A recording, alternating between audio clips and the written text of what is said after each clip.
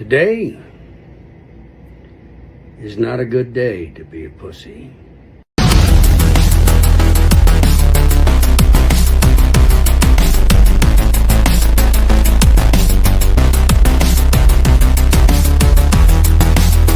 name is Jeff.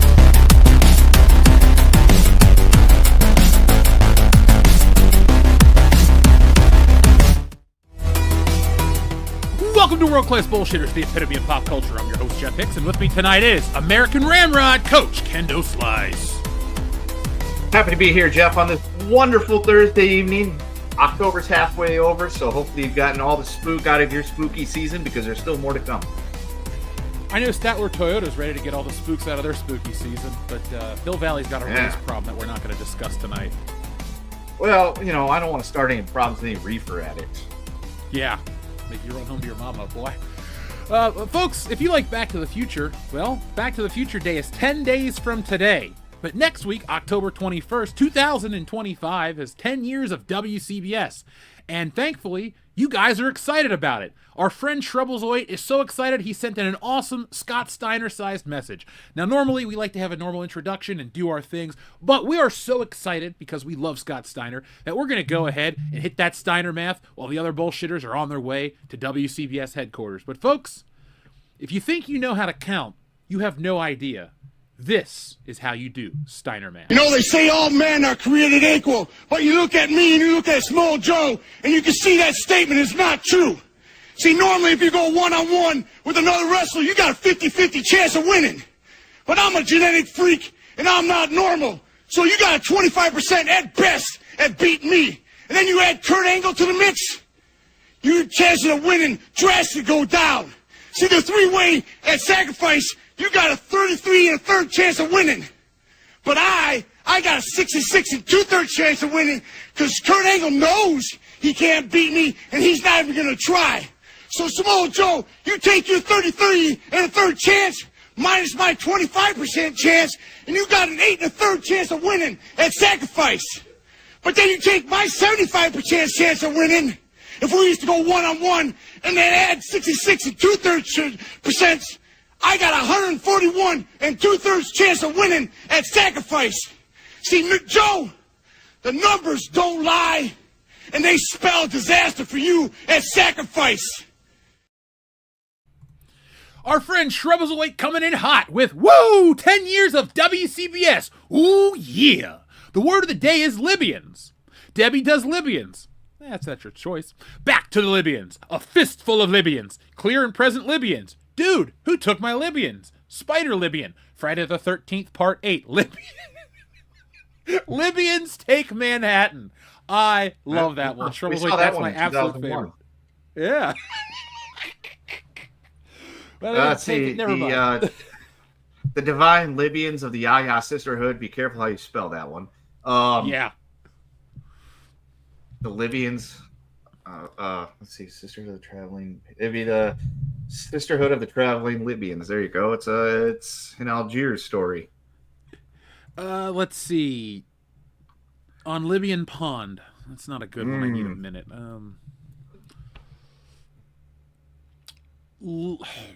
God, why am Attack I of the 50-foot Libyans? Attack of the 50-foot Libyans is a good one. Or Attack of the Killer Libyans. Or Attack of the Libyan Tomatoes. That's up to you, folks. Kong, Libyan Island. I'd watch that. Can Brie Larson get sacrificed?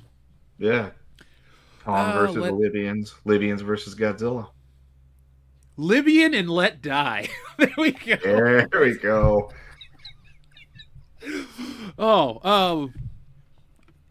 Thanks, Tu Wong Fu, thanks for everything, Libyans Numar. Man. That's a Dion title. He loves that movie. He does. Let's see. Silence of the Libyans. Hello, Clarice.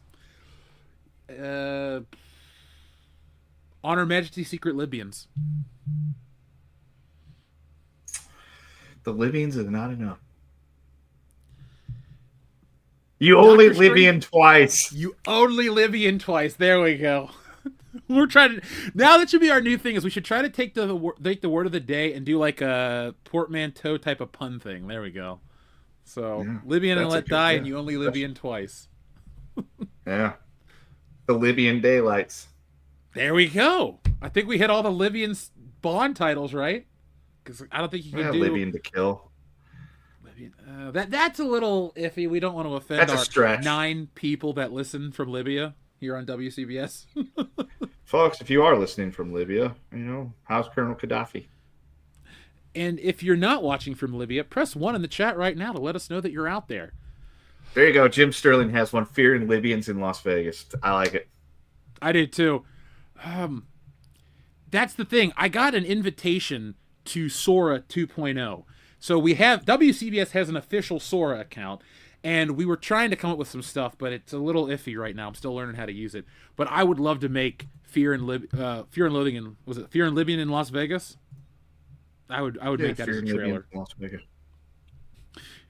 Maybe that should be the way we can, jazz up the movie title thing. Is we have to not just make a movie title, but we gotta portmanteau it, like you said. Instead of just one, we should all be.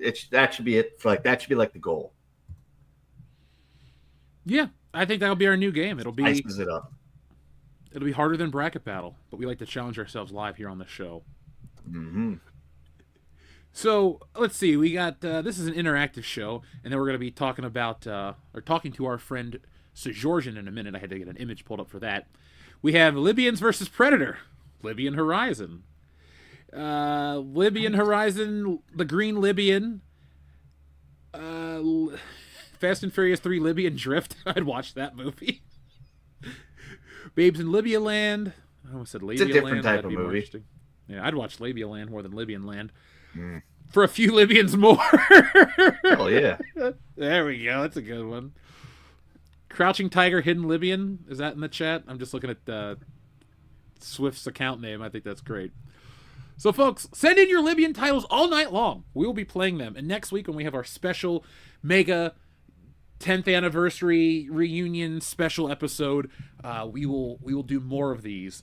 And Shrebbles08, since you have sponsored, I think 99.9% of the word of the day, we got to make sure that you we give you the credit for that segment, because you have kept that alive better than anyone else on the channel. So shout out to you, Shrebbles08. I appreciate that.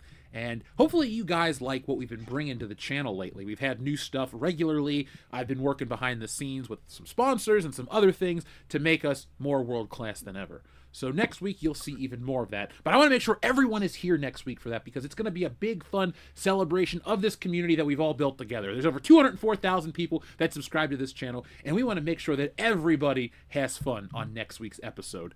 Hell, I'm going to make sure I sleep extra late on Thursday to get a whole day's rest so I can be prepared, so we can run this thing as long as we need to. But Shrebbles08, thank you very much, and shout out to everybody in the chat who's playing along. We're having a lot of fun tonight. 3 Libyans outside Ebbing, Missouri. That's a good one, too. I'm all down for that. I like that one. I did, too. Frances McDormand. She can be in that as well. Now, folks, you're wondering, you're down 2 bullshitters, guys. Nick is on location. So I'm traveling tomorrow to Lexington. Nick and I are going to cover the Lexington, not the Comic and Toy Show, that's next year. We're going to cover Scarefest for the channel. So be on the lookout for some content from that event. This weekend. We might get in a little live stream. It is Suit Saturday, after all, on every con we do. So we'll be there. I got some horror-themed suit stuff to wear, so it'll be kind of fun to keep it world-class. But that is why Nick is not available right now, because the Airbnb's internet is down. And then Dion is probably at home washing his tights, as always. But our friend Georgian, thank you very much for, as well, 10 years of support. It feels like you've had to have been around for almost the whole 10 years. I got stuff that you sent us back on the shelf, and I know it's been close to 10 years for you, so thank you. So Georgian says, Victoria's Secret's fashion show 2025 last night. Well, hold on. I have an image of that pulled up so we can talk about this. Now, Kendo, we are of the age where we grew up with the internet, so the internet wasn't this foreign thing to us. Yep.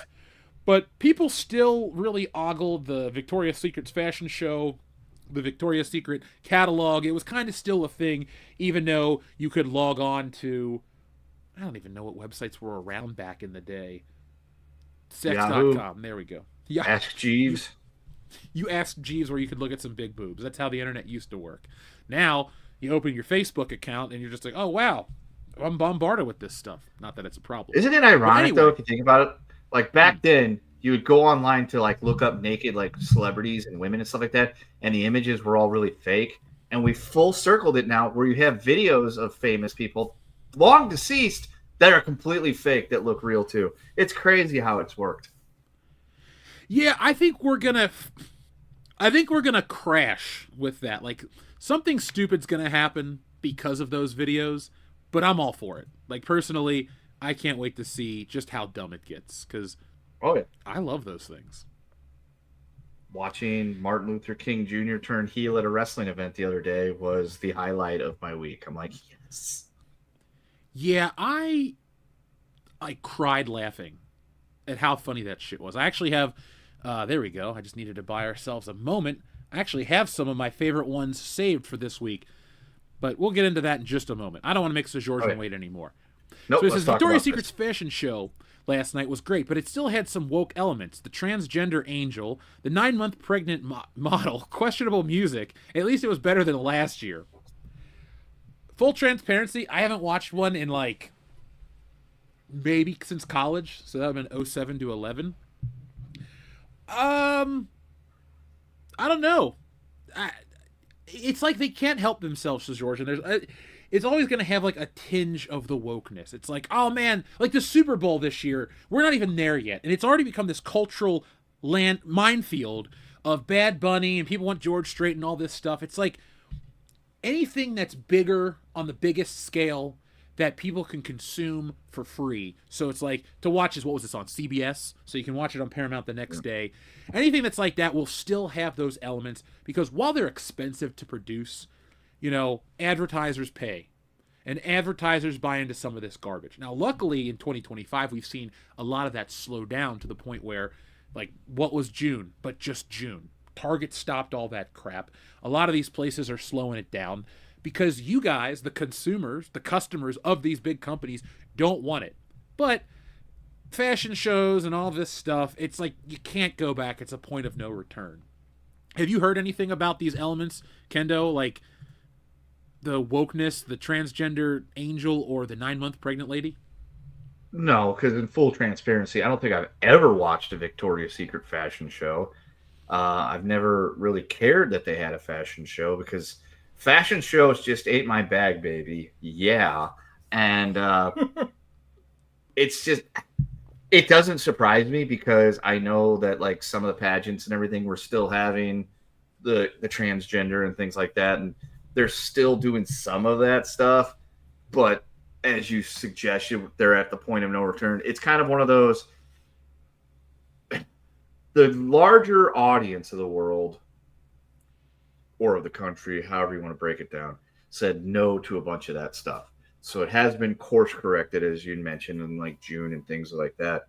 But at the same time, the target demographic for stuff like this are the people that are still to a degree tuning into that type of thing, because for whatever reason, just that's how it kind of breaks down, that people that are into that type of stuff would be the ones that would be watching that. I'm not sure like how I would feel. Seeing a 9-month pregnant model walking around wouldn't really bother me, because it's like, I get that. I have been around a 9-month pregnant woman more than once for the reasons that I caused, at least. So there's that. But that wouldn't really bother me too much, because I'd be like, you know what, so what? She's pregnant, big fucking deal. These things happen. You know, we're all the result of somebody getting knocked up at one point. But to me, all music that isn't the music I listen to is questionable music. So that is kind of a subjective statement. And the transgender angel thing, that's been their deal. I don't see them ever really going back on it. Maybe that was their way of saying, hey, we're sticking it to the man and all that stuff. But at the same time, it's like, I'm sure their viewership was about as big as the community that would appeal to. Hang on a second. That makes sense. I mean, like I said, I already, point of no return, but it's definitely slowing down in other elements of entertainment. You can't say that it's the same as it was. Hell, even before the pandemic, there was a lot of push for diversity, inclusion, all this stuff. And it's fine. You don't want like everybody to wear the same red shirt on every TV show, but we had gone so far and it got absurd. That's why people would be like, I identify as a attack helicopter and all these crazy things. Because society got that crazy. The extreme people that were trying to make a point weren't that extreme at the end of the day, because it got ugly and it got weird. And I looked back at a couple things from 2020 through 2023, and I'm just like, yep, I'm glad that the pendulum has shifted back in so many ways, and there's a sense of normalcy back in the world. But, so Georgian, is that Missy Elliott on screen? Because I used to like her back in the day. Get Your Freak On, all those songs. But, you know, at least the pregnant lady's not bad looking, you know. So, just got that going for her. But, yeah. Anything else you want to say, Kendo, before we move on? Not really. All right. Folks, if you watched this in the chat, press 1. 2, tell me the last time you ever watched one of these. This was from, like, when I looked at these, it was like when Maxim magazine was still around. Like, they would sell you sex without selling you everything. So for some reason, Maxim was a big deal. Like, oh, Brooke Burke's on Maxim magazine. It was the easier to purchase magazine when you were 14. Yeah. At 14, I looked like I was 20, so nobody ever questioned anything. I had that going for me as well. I don't want... There we go. There we are. Equal size. So, thank you, Shrubbles08. Thank you, Sir Georgian. And thank you, Xavier to God. Says, I don't have a dream anymore. I am the dream now. Oh, from the Martin Luther King buttons? Dude, those are so damn good. You know, Kendo, we talk about all sorts of things here on the channel. And Martin Luther King was a big proponent for civil rights. Now, we have 2 civil rights buttons tonight. Pick 1 or 2, Kendo. 2. Let us roll down this mountain of fear. Oh, he's flying! No way! He landed it clean! I have been to the mountain top, and the landing is smooth. That's a 67! Those things are ridiculous. I love... You know, I want movies to succeed. I want to make stuff, and I always draw my own comics and write my own stuff. But AI is a fun tool, because you can do some of the dumbest shit on the planet. Like, you know what? Screw it. We're going to press the other civil rights button right now. I don't know if you've seen this one, but I spit out my tea when I was drinking it watching this. Listen to this ovation! Rosa Parks has arrived on Monday Night Raw, and tonight she's taking on an entire SEPTA bus inside the squared circle. There's the bell. Rosa gripping the bumper, bus fights back with the brakes. Nearly rolled her. I love that one too. That one's incredible. Yeah. Oh my God. I showed my mom some of these the other day. I was like, hey, check this out. Look what you can do with a computer now. And she's like, wait, Martin Luther King was a wrestler? And then it was the one where he's holding the championship talking about how this is my dream. I'm like, oh shit. This can fool people, so we have to be careful. Oh yeah. At first I thought it was really dumb. And then I'm just like, this is just great. Like that Stephen Hawking reel I sent you the other day. Like the first one where he's just getting the brakes beat off of him in a wheelchair in the UFC ring. And I'm like, that's stupid. But then the next one showed him like fucking auto racing in Formula One or whatever. I'm like, okay, never mind. I'm back in on this. I'm sold again. Dude, speaking of UFC, did you see the one where Nikola Tesla fought Albert Einstein? No. He fucking DDTs him. Or the ones where Bob Ross talks shit. He's like, yeah, eucalyptus. I put your mom's lip on this dick or something. I was like, damn, Bob, that's harsh. But I can imagine Bob Ross actually saying shit like that off air. Oh, yeah. Like the Mr. Rogers ones at first, I'm like, oh, but then I'm like, never mind. I'm enjoying this. Like I watched one the other day. It was Tupac and Mr. Rogers making crack. Oh, I had not seen that one. I didn't know Mr. Rogers had it in him. Old Freddie is a... It was beautiful, too, because like Tupac is just walking him through how to do it, and Mr. Rogers, just like it would be on the TV show, is like, isn't that right? Well, what? So how do you... And he's just like asking questions like in the friendly Mr. Rogers way. It was incredible. I was like, I am about everything about this. This is not the shit that I knew we needed, but it's the shit that we want now. And there it is. It is. It's the shit we deserve.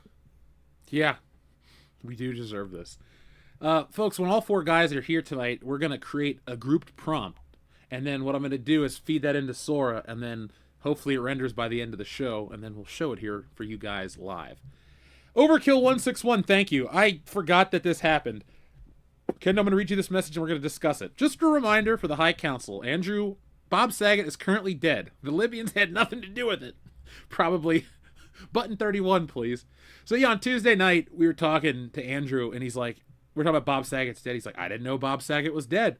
And I'm like, yeah, Bob Saget died 3 years ago? Well, and he's like, this is news to me. That was big news back then. We talked about it on the show. Lots of people were talking about it. I'm not sure how he missed that. Yeah, neither was the audience, because then they kept sending in messages all night long like, hey, Andrew, did you know that Anne Frank died? Or did you know that Betty White died? They just randomly pick people arbitrarily, and it was funny because like it didn't stop. It was an all-night thing. Overkill 161 was there. That'll be his version of what we do to Dion about being able to see stuff from like 40 years ago and not know what the people are talking about.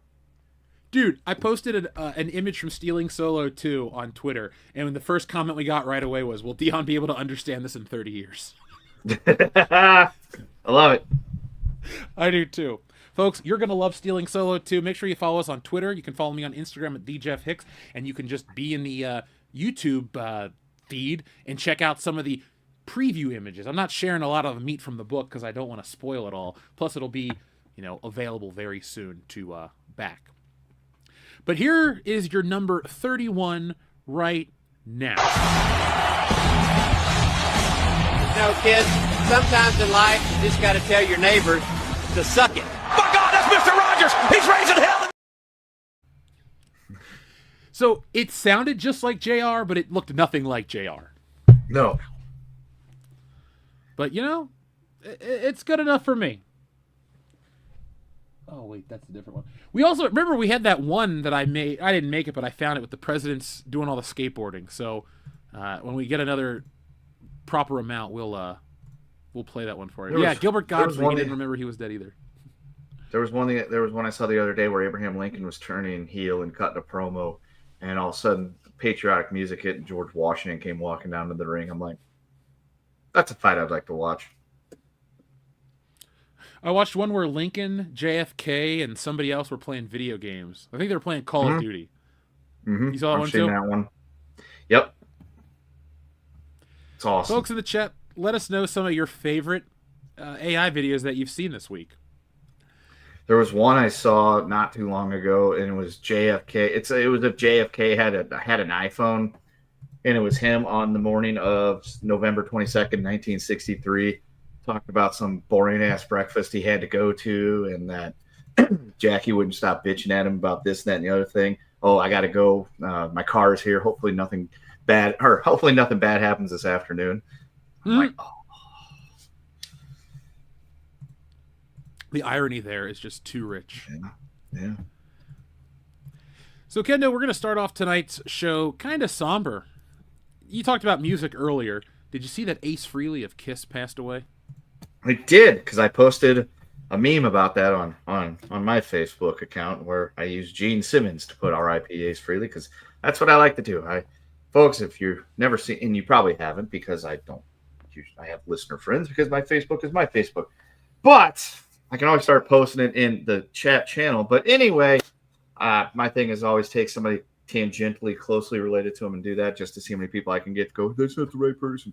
But yes, I did see that. I was at football practice this afternoon, and I checked my phone, and Doof had messaged me and was like, did you know that Ace Frehley died? I was like, I do now. And yes, the first original member of Kiss is now gone. We all thought it was going to be Gene Simmons, but apparently he is made of more machine than man, and we lost Ace Frehley instead. He was not my favorite member of Kiss, but he was the one that was most impactful because I have a bass guitar, which I named Bass Frehley, and it's because I like Kiss. I've seen Kiss in concert. I like a lot of their songs. I don't look like a Kiss fan. I don't wear the makeup. I don't have any Kiss merchandise whatsoever, but I like their music. Yeah, Kiss is fun. I didn't really listen to much Kiss until Detroit Rock City came out, and then it was one of those, maybe I should actually give them a listen. And yeah, a lot of their stuff's pretty good. I like it. When the makeup cut came off, it wasn't as good. Their music videos were always pretty fun to watch. Ace Frehley's solo stuff was okay. the fucking rock and roll soldier song about talking about how there's playing without an ace in his deck or something like that is something that fucking Brandon and I throw around at each other all the time. Fun fact, I messaged him, was like, Ace Frehley, he did. And he wrote back, he goes, I guess we don't have an ace in our deck anymore. I'm like, yes, he still does it. So, yeah. Well, I'm glad you brought up the movie Detroit Rock City, because I love that movie, and it definitely turned me into a Kiss fan, because they talk about it like the greatest band in the world, Kiss, and all this shit. And you're like, yeah, they kind of are awesome. And I'm, 12 years old watching that movie, and I only knew the song or Rock and Roll All Night and Party Every Day. So, the shape, you are correct. We have lost a lot of rock legends. It's been a big year for celebrity losses. We're at the point in time where a lot of people, it's the age thing. Hulk Hogan passed away. It was Malcolm Jamal Warner. It was Ozzy Osbourne. Now Ace Frehley. Diane Keaton died last week. We're just, and I don't want to be negative or try to bring people down, but if you think about it, we're on the downslide. So soon it'll be guys like Spielberg, Lucas, and Scorsese for the filmmakers. You're gonna, a lot of big like Steven Tyler, Aerosmith guys. We're just getting to that point. They're all in their 70s into the 80s, and no matter how great medicine is or how much money you have, eventually everybody goes. So I don't wish anything ill on anybody, and I don't want to speed this up, but I do think we're about to see, like, I wouldn't be surprised if, like, next year it's like every month it's another big name, and people will be affected by it. So, yeah, that's something I was telling somebody not too long ago when they were like, "This is the worst year. Can this year just stop taking people?" It's like, you got to remember, movies were a thing from like the early 1900s on, but the entertainment culture, the celebrity culture, because back then it was just a niche group because Hollywood wasn't as big as it is now, the entertainment, because the medium was just movies. And then it moved into TV once the 50s and 60s rolled around and more people had TVs. And so as that stuff exploded, you got all these people that are in their 70s, 80s, and 90s that were these people that were famous way back when. And yeah, as you said, just the way time works, we've hit that paradigm where we've hit the tip over point to where famous people dying is going to be a regular thing because they're all into that age. And it's just going to keep going like that from here on out because entertainment's a thing. It's always going to be a thing. And people in 50 years, people are going to be having the same conversation and be like, why can't 2775 stop taking all my favorite celebrities when, Justin Bieber dies? I think we're going to outlive Justin Bieber. It's sad, but I watched a video on YouTube about his decline or whatever, and I'm like, I didn't even know this guy had that much problem or that many problems in his life. So, good luck. It's just messed up when you're like, oh, these, anytime you hear about a kid star that goes through shit, I'm always like extra angry about that. So, shout out to a couple people in the chat. Shout out to Charlie, who says, Cousins and I dressed up full face makeup as Kiss Halloween of 81, 6 years old. That's awesome, dude. I love Halloween. We're, 2 weeks away? 2 weeks and a day away from Halloween. I finally have plans. Got a big party to go to. I think I'll dress up as Axel Foley and call it a day. But our friend Blood Terror also has... Oh, you're taking the kid trick-or-treating? Yeah, he wants to dress up as a zombie, which is crazy. I'm like, didn't know 3-year-olds knew about zombies, but apparently they do. He wants to go as a zombie. He also wanted to be a Ninja Turtles. He wanted to be Spider-Man. He's wanted to be like 10 different things, but he keeps coming back to, if we don't say anything to him for a while, asking him what he wants to be for Halloween, he keeps coming back to zombie. So it's like, I guess he's just going to be a zombie. You should prank him and dress him up as the Cranberries and just play the song Zombie for like 2 hours while you take him trick-or-treating. I really don't think the 3-year-old's going to understand that. Yeah, the adults might get it. The parents are going to love it. This neighborhood's kind of a mixed bag, so they may or may not. We'll see. If you do zombie, man, go like Dawn of the Dead zombie with that like gray-blue face makeup and just a little bit of blood. That way your kid's not too horrific. I could do that. It also would be probably easy, unless you want to just like tell him to like close his eyes and then just spray blood on him and be like, all right, now you're a zombie. Ooh. Get some. Should dress him up as Ed, and I can dress up as Sean. Yeah, dude, you should definitely do that. Have him be Zombie Ed. Though it's going to be weird putting your child in a t-shirt that says I got wood on it, so. I think it would get some laughs. But the problem is I don't know if I can find a shirt that says I got wood on it that would be in size 5T. You'd be surprised what you can find on the internet, man. Okay? If you look hard enough, you can find almost anything. Yeah, he's looking right now, folks. So, R.I.P. Ace Frehley. Kiss, big fan of them. All right, so Kendo and I are going to talk about something that he had brought up earlier in the week because we are both Xbox guys. We're both on our way out of Game Pass because my subscription hasn't increased in price yet. It still was the $19.99 for October. But Kendo, you had discussed some of these handhelds off air. Let's tell the audience what we were talking about at first. So, as was mentioned, Game Pass is going up another $10. As soon as I got the email, I went and canceled it. So my Game Pass was canceled for October because I'm like, I'm not giving you that $20 because fuck you, that's why. And the way I explained it and the way I was going about it was when it was $10 a month, it was great to play online for $10 a month. Then when they made it 15, but you got games, that made it kind of cool too. They went up to 20, but they gave you kind of more games and like day one shit and things that you didn't have to go buy. And I'm like, okay, that's kind of okay for somebody that's playing games regularly online. Now, as my time has been taken away from me to where I can't play online as much as I wanted to, but now it's coming back to where I can play online more. I'm like, I still don't want to pay the $30. I'm not interested. It's just not my thing. And so then my thing was, I'm cool just playing the shit that I want to play by myself. College football, hockey, although I have to buy an older game because the new one's below. Tony Hawk, I play by myself, all that good stuff. But then I was thinking about it, I'm like, but I do occasionally like to get online and play with my friends back home because that's really the only way I get to interact or do anything with them 11 months of the year. So it's like, I got to figure something out. And so I started thinking about it. I'm like, well, Steam Decks are a thing. I don't know a whole lot about them. I just know that the Steam Deck is a thing. You can hook it up to your computer or to your TV, or I guess it's a handheld. My buddy Brandon told me about the Asus thing. And my main thing was, can I dock with it? Because I'm always up for a good docking. And he says, yes. So that's right up my alley. So it's like, cool, but I need to know more about it. And that's kind of what I wanted to know tonight. And that's why I decided to bring you down here, the little people, the little people, to come and talk to me and us about this, to give us some information. Like, what is this? Is the Steam Deck a really good idea? Should I invest in a Steam Deck? Should I invest in the Asus thing?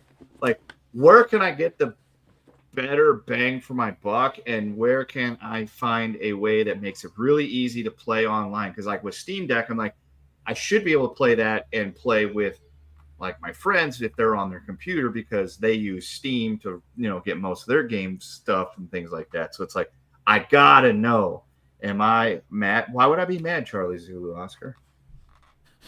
He said, are you a modder, not madder? Mudder? No, I don't like running in the mud either. I don't even know what that means. What the hell is a modder? Dude, you gotta talk to me like I'm like a retard, because when it comes to online computer gaming shit, I am. I literally was like, my whole reason for playing video games is because, one, it's been something I've been doing for the better part of almost 30 years. And at the same time, it's also like something that I want to do by myself, but occasionally play with my friends just to do something fun. So I actually have an Asus hand. I didn't pay as much as some people think. I paid a whopping $0.00 because I spotted my friend money in a strip club, and he just gave me this as a repayment. So I thought that was a fair trade. But I tell you, this thing is a lot of fun. Now, this is the older model, so I know people are going to be like, it's not the $1,000 blah. You know what? I paid nothing for it, so I like it a lot. But it does have Steam on it, and I have a Steam account. I don't really talk about PC gaming much because I play on a console, mostly Because it's convenient, because it's what I've always done. And to me, a computer is a work device. I don't sit on this computer for enjoyment. I'm making videos, we're making shorts, we're doing content, we're recording live streams, we're doing stuff. To me, this is a work device. But a video game console is different. That's when I actually like to sit down and relax. But I like Steam. I've had a Steam account since I bought this computer to test it out. And I can run it on here. I got Left 4 Dead. I got all sorts of stuff. But I'll tell you, Kendo, and the chat can tell me more about this. You can get docks. You can actually, if you wanted to, you could get one, dock it to your TV, and then take your Xbox controller, hook it up to it, and basically run it like a mini console. So you got a lot of options. Well, because that's my thing. I too don't want to hear my echo, but at the same time don't want to be like sitting here on my computer because, like you said, computer's a work device. I like that. I like the idea of I kind of like the idea of the Nintendo Switch, which is where if I want to sit on the couch and supervise my child, I could sit there and play it on my handheld. But at the same time, if I'm like, I want to see this on the TV because that's what I want to do right now, I want to be able to dock it, plug it in, do whatever I need to do, cast it, and be able to play on the television as well without, all the frills and things like that. Because I am a console guy. I grew up on consoles. I played computer games. I never became a big computer gamer, but back in the old days, the PC, the towers, and all that stuff. It's like, you want to play something different than what you got over there with your PlayStation or your 64? Sure, let's play on the computer. So I would do that occasionally, but just whenever I've tried to play games on a computer in the last 15 years, it's always been going to like VimNet and getting a emulator for Nintendo or 64 or Sega or something like that, and just playing all those old games anyway. So then I thought maybe I should just get a Raspberry Pi and something like that with all that shit on there, and I can just play that. But then I'm like, but I also kind of want to still be able to play new games. So that is my conundrum right now. It's like, I don't know, A, where to start, B, what to get, or C, what it all entails, because I want a console without having to but I can play online without having to pay $30 a month. Yeah, dude, I'm in the same boat. Now, when it comes to a lot of like old school emulators and ROMs, I just play them off of a computer, but I enjoy those because you can use this thing called DuckStation if you want to play original PlayStation, and you can upscale it to 4K. You think, why do I want to play a PlayStation game in 4K? But what it does is it redoes the math of the image. So remember how the PlayStation always had that weird dithering where it kind of moved even though it's not supposed to? It's like you're looking at a wall, but it's going back and forth. This fixes all of it. It has it to the point where, like, I'll play SmackDown 2, and you can see, like, every detail down to the last pixel. Some people might not like that look, because the one thing I don't like about retro gaming is this odd insistence on original hardware from people that have never experienced original hardware. It's this weird desire to experience what people before you experienced so you can get in on it. And it doesn't really matter. We only played these games and used CRT screens and watched videotapes because that was the peak of entertainment. We were very quick. You look at the PlayStation to the PlayStation 2. The PS1 sold 100 million units. The PS2 sold like 154 million units. People were ready to upgrade. Same with TVs. It was regular CRT screens for the longest time, but then once flat screens got affordable, everybody jumped, especially because the government switched from that over-the-air broadcast to the digital antennas. They would give you free boxes, but flat screens had that built in, those special tuners. So I don't think this desire to play retro stuff the way it looked is for me. And if you don't care about that shit, you can upscale this stuff. You can play it to where it looks great. You can get texture packs. You can upgrade these old games. So I can't really tell you how to play them online unless people have built custom servers, but there's a ton of shit you can do. Like, for example, I like the old Spider-Man game on PS1. I got it upscaled to the point where it looks pretty cool. It looks like a painting instead of like a bunch of stuff I wouldn't want to play on. That stuff I wouldn't want to play online. Like, no, if I'm going to play old Nintendo games, I like to play them the way they look, but I also don't want to play them on the hardware, if that makes sense. It's like, I'm cool with playing the ROMs and things. It looks like it used to. but I don't have to have a Nintendo and a cartridge, because while that stuff was cool, it's a pain in the ass because the controllers are only yay big. The cords only go so far. There's fucking cords. You have to blow in the cartridge to get it work. Half the time, if for whatever reason the system got jolted just slightly, maybe it was sitting on the TV and the air conditioner kicked on and the fan was right there behind the TV, it would cause it to move and your game would reset or the screen would just go blue. That stuff was a pain in the ass to deal with. For all you people that think, oh my God, I just would love to play a regular Super Nintendo, we've gone past that for a reason. It's better not to have those things anymore. We've evolved. You know, it's like, say, would you rather have a revolutionary musket or, you know, one of the Colt M4s? I'd rather have the Colt M4. But that's where we're at. It's like, don't want to play it on that anymore. I just want to play those games. If it upscales, I'm not sure how 4K greatness you can get Tecmo Super Bowl to look, but I'm game. A lot of it just looks like moving pixel art. So you know how people do those really cool detailed images of like Super Mario flying over whatever? It just looks kind of like that. And if you have it the right way, it also just kind of looks like you remember it, but clearer on a big screen. Because when you try to stretch the image, it gets blurry and ugly. Because I have a regular PS2 with an HDMI plug-in in the living room, and the games look good enough. They look pretty solid. But if I play them on the computer, they look crisp and clear, and it's good and bad. But like when you watch a new movie, you can see that the little seams and how they make a film. Like I was watching Thunderball, and the optical wipes, you would see the picture blur, and then once they would leave the optical wipe, the picture would get crystal clear again. So you see how the sausage is made. That's how a lot of these games are. You see how the sausage is made when you play them, and I kind of like that because, you know, the simpler times are over, and we're really, you know, we have more detailed games. Not that they're better games, but they are more detailed.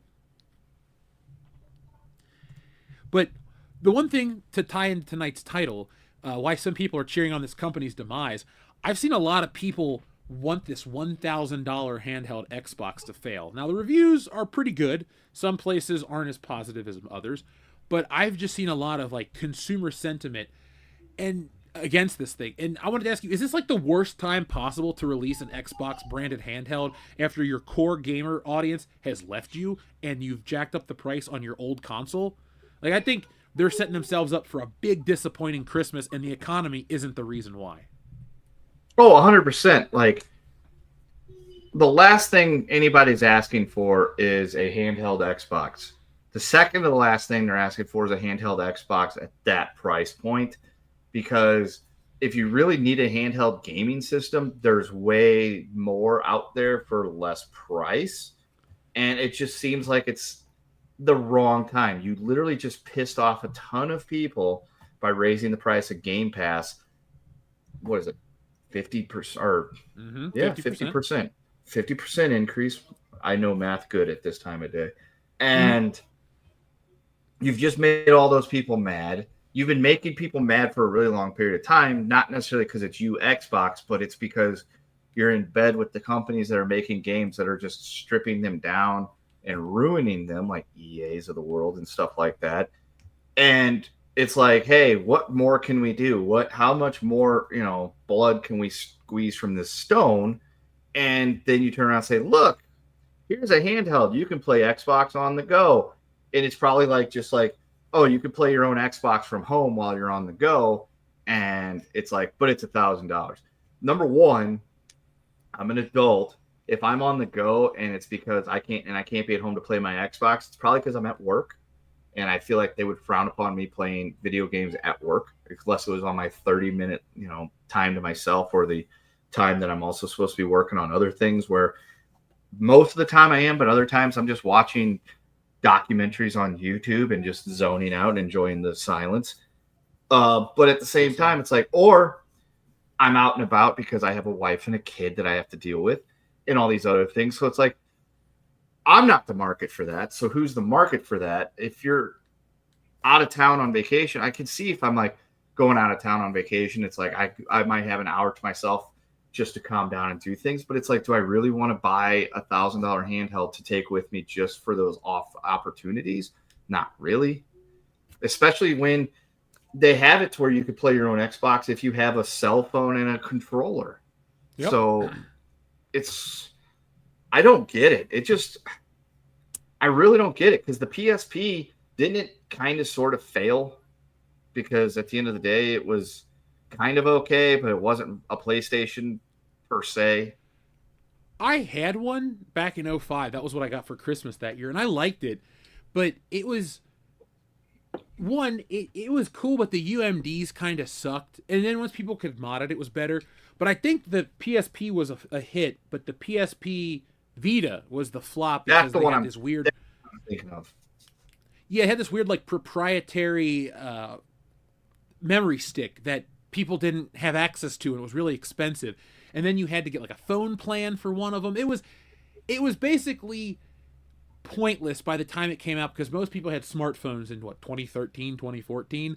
So it's like, yeah, it's a great game, but now, like you brought up, you can stream your Xbox to your cell phone anytime you want.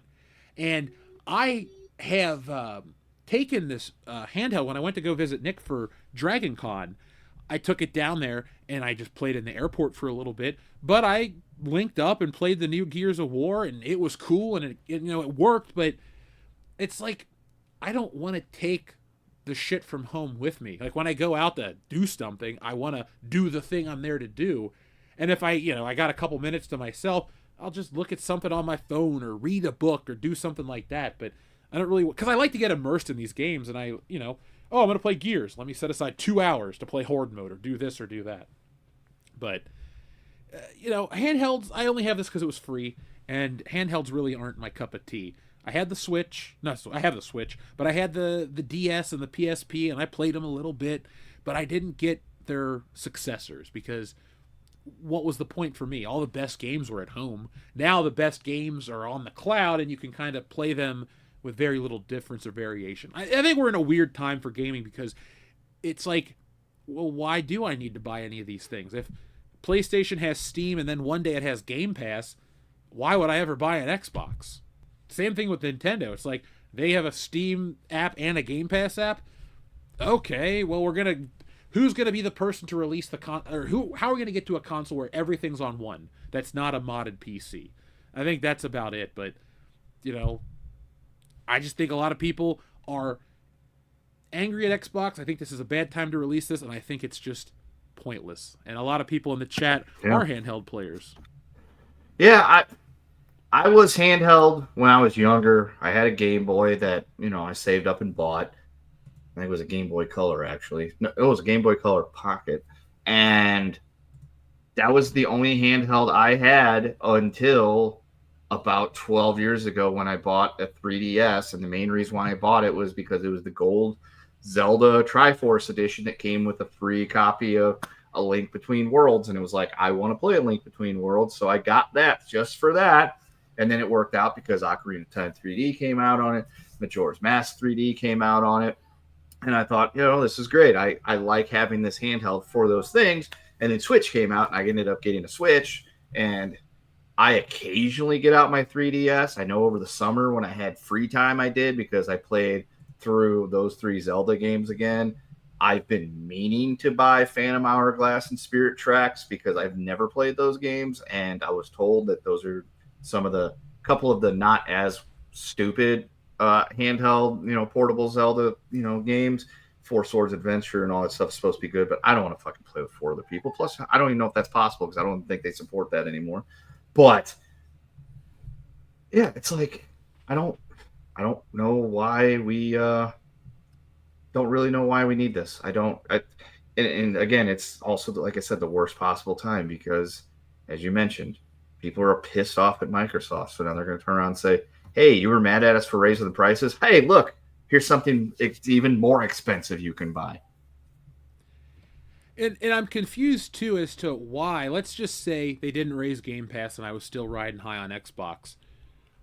With the device I have, why would I upgrade? Well, it's got more RAM, it's got this, it's got a better screen. I can understand the screen upgrade, but everything I'm playing is streaming. So, like, Gears of War runs great. It's not going to run that different on that thing. Also, the screen's only this big, so it's not pointless because I'm a tech guy. I love it. I want to buy another TV just because. Like, I like that stuff. But I got to see a substantial upgrade. Like when I went from a 1080p TV to a 4K TV, I did see the difference. The picture's brighter, the games look better, the movies look great. It's like sometimes it feels like I'm in the room watching these things. I don't get, I guess, enough value out of these. And real quick, to address something, when I was talking about graphics earlier, I don't mean like the graphics need to be hyper realistic. I'm talking about graphical fidelity. I don't see any reason to plug a real Super Nintendo into a modern TV and look at a blurry image when I can get USB or Bluetooth controllers that are just as good as the originals and play it through a computer, and the graphic or the image will be crystal clear. That's what I meant earlier, because I saw a couple people asking what I meant. That's what I mean. I'm all about the graphical fidelity. I'd rather play a great game that's old, but if I can play Twilight Princess upscaled to 4K, why do I need to play it on my Wii where it's a blurry mess with a shitty, nunchuck? That's all I meant. But a lot of handheld lovers, a lot of 3DS players. 3DS I liked was the great. DS. I wanted the Smash Brothers game for it so bad. I had the Smash Brothers game on 3DS. It was fun. Because, that was... I'm trying to think. During that time, I was still playing PlayStation 2 because that's never going to stop. I'm always going to play my PlayStation 2. I just love getting it out and playing it every now and then. Under the TV. I would have been in the Xbox One stage still because I did not upgrade that until last year to the Series X. Same. I didn't have a PlayStation 3 or 4. I had the 3DS, played that. I had the Wii U and played that. So, yeah, there was a time where 3DS pretty much became my go-to, and I had a bunch of games. I still have a bunch. I never got rid of them. I have a bunch of games for that because it was, I can play this while I'm sitting on the couch watching TV. Yeah, I like that feature. The only reason I don't play the Switch in handheld mode is because my hands are too big. Because when it first came out and I was playing Zelda, I had the nunchucks, the whatever they're called, the Joy-Cons, and the little handheld thing that it came with, like the little controller dock, and my thumbs would like cramp up because I'm trying to play this tiny ass controller. But once I got the Pro controller, it was perfect. Yeah. The shape, it's $1,000, like $999 is the model I showed you on screen. So that wasn't an exaggeration. There's a $749 model and $1,000 model, and the tech bros are gonna rush out and buy it, but. And I ain't gonna buy it model. Yeah, that's like I said. If mine wasn't free, I wouldn't be playing it. Grizzly Nightmare. Yeah, so I have the ROG Ally. It has Steam on it. It does everything that Steam does on my computer. So I like Left 4 Dead. I'm a big fan of that game. I still play that on Steam because I think there are still servers to play it online. And plus, it's just a great game. It's the best zombie game ever made. When your kid's old enough, make sure that he plays that with you. Oh, we will. Like Left 4 Dead and Left 4 Dead 2, I cannot tell you how much time I spent on those games, and especially playing the online mode, all that stuff. Brandon and I we fucking stayed up, pulled all-nighters playing online fucking Left 4 Dead 1 and 2, especially 2 because you could be the fucking, what do they call it? What are the bad guys? I mean, they're zombies, but they call them something else, right? Or am I just thinking of the different classes of zombies they have? Are they the infected is what they call them? Yeah, the infected. And we stayed up. One night I stayed up all night just to get the fucking Red Mist achievement where you had to kill 1,000 infected with a mounted machine gun. And there was only like a few levels that had that. So I had to just keep playing the same like 5-6 levels over and over again for like 8 hours overnight one night with a pot of coffee because I just had to. That was like the only achievement I didn't have at the time. I'm like, I gotta get the fucking Red Mist. It'll pop up on my Facebook memories whenever that day comes, and I will share that with you because I was so proud of myself. I like posted like 5 in the morning, stayed up all night, but I finally got the Red Mist achievement. We all have those proud achievements. I'm trying to think what my proudest one was. I was happy to get all the cog tags and gears, but I just got all 1,000 for GoldenEye recently, so that was kind of like cool. It was a Friday morning. I had already done upload stuff for the channel. I'm like, I got an hour. Let's finish these achievements. And I did, and I was happy, and it was a good time. I wonder if there's a way you can go into Facebook and just be like, hey, I'm looking for a specific memory, and if it could pop it up for me. I wonder if that works. I'm sure you can find out how to get it today if you really were willing to scroll through your history. I'd have to go back at least to 2009 for that one, I would think. So we're going 16 years back. It hurts me that it's crazy to think 2009 was 16 years ago. Oof. It hurts my feelings too, and it hurts my feelings even more to know that I've had like a Facebook account for like almost 20 years. But at the same time, I've only been in Facebook jail like once. I can't say the same for a lot of other people I know that have had their account probably for as long, if not shorter amount of time than me, that have had theirs repeatedly put in jail and or banned outright. You're talking the Turkey Man. Yep. Yeah, Turkey Man. The Turkey Man cometh. It's almost his time of the year next month. There is a whole cult around that guy. Folks, check out Wrestling with Horrors channel. Pete, our buddy, the fifth bullshitter, when you guys aren't here to fill in for him. He's a riot. Yeah. Somebody in the chat asked or said I needed to get a surround sound system. I have a sound bar with a subwoofer currently, and it has it does surround sound somehow. It sounds great. When I move into a house, I'm going to put in a theater. That's my number one goal. Just what I really want is when I get the foundation of the house, built, I really want them to I want to buy more land and have them dig an actual literal underground movie theater and just, have the screen dropped in. I only need, how your local Cineplex will have the small theaters that only have 16 to 48 chairs, in those different rows. I just only want maybe 12 because I don't want everybody to come over and watch movies. We're not going to host a live show from it, but me and 11 of my closest friends and big luxury recliners playing video games on a movie screen. That's what I'll have. And I'm going to show you. I'll broadcast it when we have it. I can go back in time. I can go all the way back to the far off year of 2009. And how does it make you just feel? Have to go day by day. Oh dear Lord, 3 things. Well, on October 15th of 2009, I wrote, "Doesn't feel good. Is tired. Just feels really blah." So, 16 years ago, I wrote that I thought I might be getting sick. So, 16 years ago, I didn't feel so great. Apparently, were you Thanos snapped and came back? I don't know. Apparently, it was a nice autumn day on October 13th of 2009. Folks, this has been Back in Time with World Class Bullshitters here on the channel, where we've gone back in time on our Facebook profiles and see. Let's see, what was I doing on July 17th of 2009? Because this is hard-hitting radio. Let's see. Well, I'll tell you this. Oh, shit. June 28th, 2009, I can tell you I wrote, is unhappy about the loss of Billy Mays. Damn, he was cool. Have you seen those Billy Mays AI videos where he's using OxyClean to wipe up a Bob Ross painting? I have not, but I can only imagine how great those are. Oh, you know what?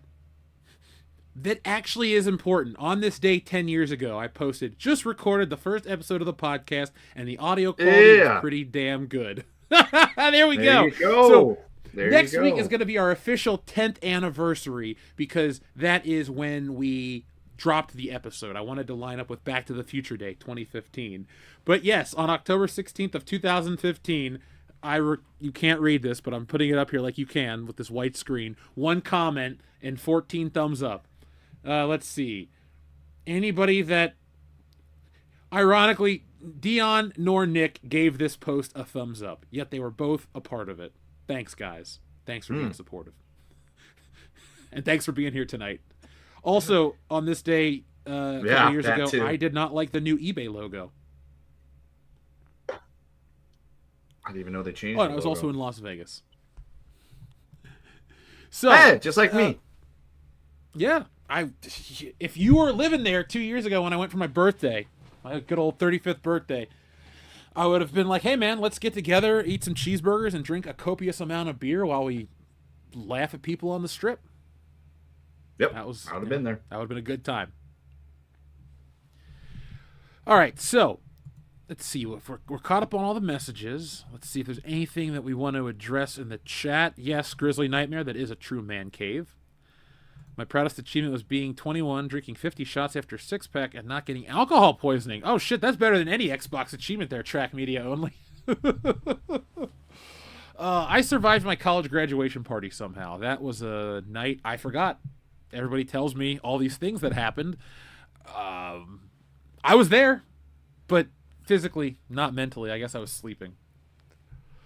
Well, we've all had those times, Kendo. We've all had those times. Hell, we've had those times on the show. Next week, I'm sure we'll bring up some of our favorite drunk Jeff moments. Well, it's not even drunk Jeff. It's just like Aquarium Jeff, or we've all been drunk on this show countless times. Not today, sadly, but, you know. Yeah, no, not today. I mean, I can if you really want me to, but I prefer not to. But I had a beer with dinner, but that was... I had a Pepsi Zero Sugar with dinner. Oh, well, I drank out of my Friday the 13th mug at breakfast, so yay, horror.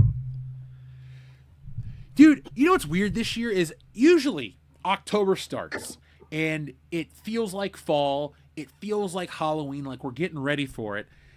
I just don't have the Halloween bug. I have tried, man. I have made myself watch countless Friday the 13th movies. I've been through the Halloweens. I did a whole John Carpenter review of, like, not for the channel, but like a review of all of his movies. Like, I've gone deep. I'm just not feeling Halloween this year. And I'm not seeing a lot of my, like, normal Halloween friends go on about it. It feels like this might be the year that Halloween forgot. It's kind of sad to me. Yeah, I kind of get that because October was always my favorite month because it was summer's over and the leaves have changed and it's getting chilly and starting to get darker earlier. We're getting some cool, cloudy, rainy days and all that stuff. And then I moved to the fucking desert. And it's at least in the high deserts of New Mexico, it would get cold and a little bit darker earlier. And it felt kind of sort of fallish without the cold rain that would be nice to take a nap to and all that stuff and the changing leaf colors. Out here, it didn't feel like October at all when it was like a week or so ago and it was still fucking 95 degrees. It's changed. The weather finally broke. I think today it maybe got to 80, but overnight it gets down to like 50 now because I open up the window at night when I go to bed and it's cold in the morning. So that's nice, but yeah, I'm not feeling the Halloween either. I don't know if it's because I'm just so goddamn busy that I haven't had time to sit down and think about it.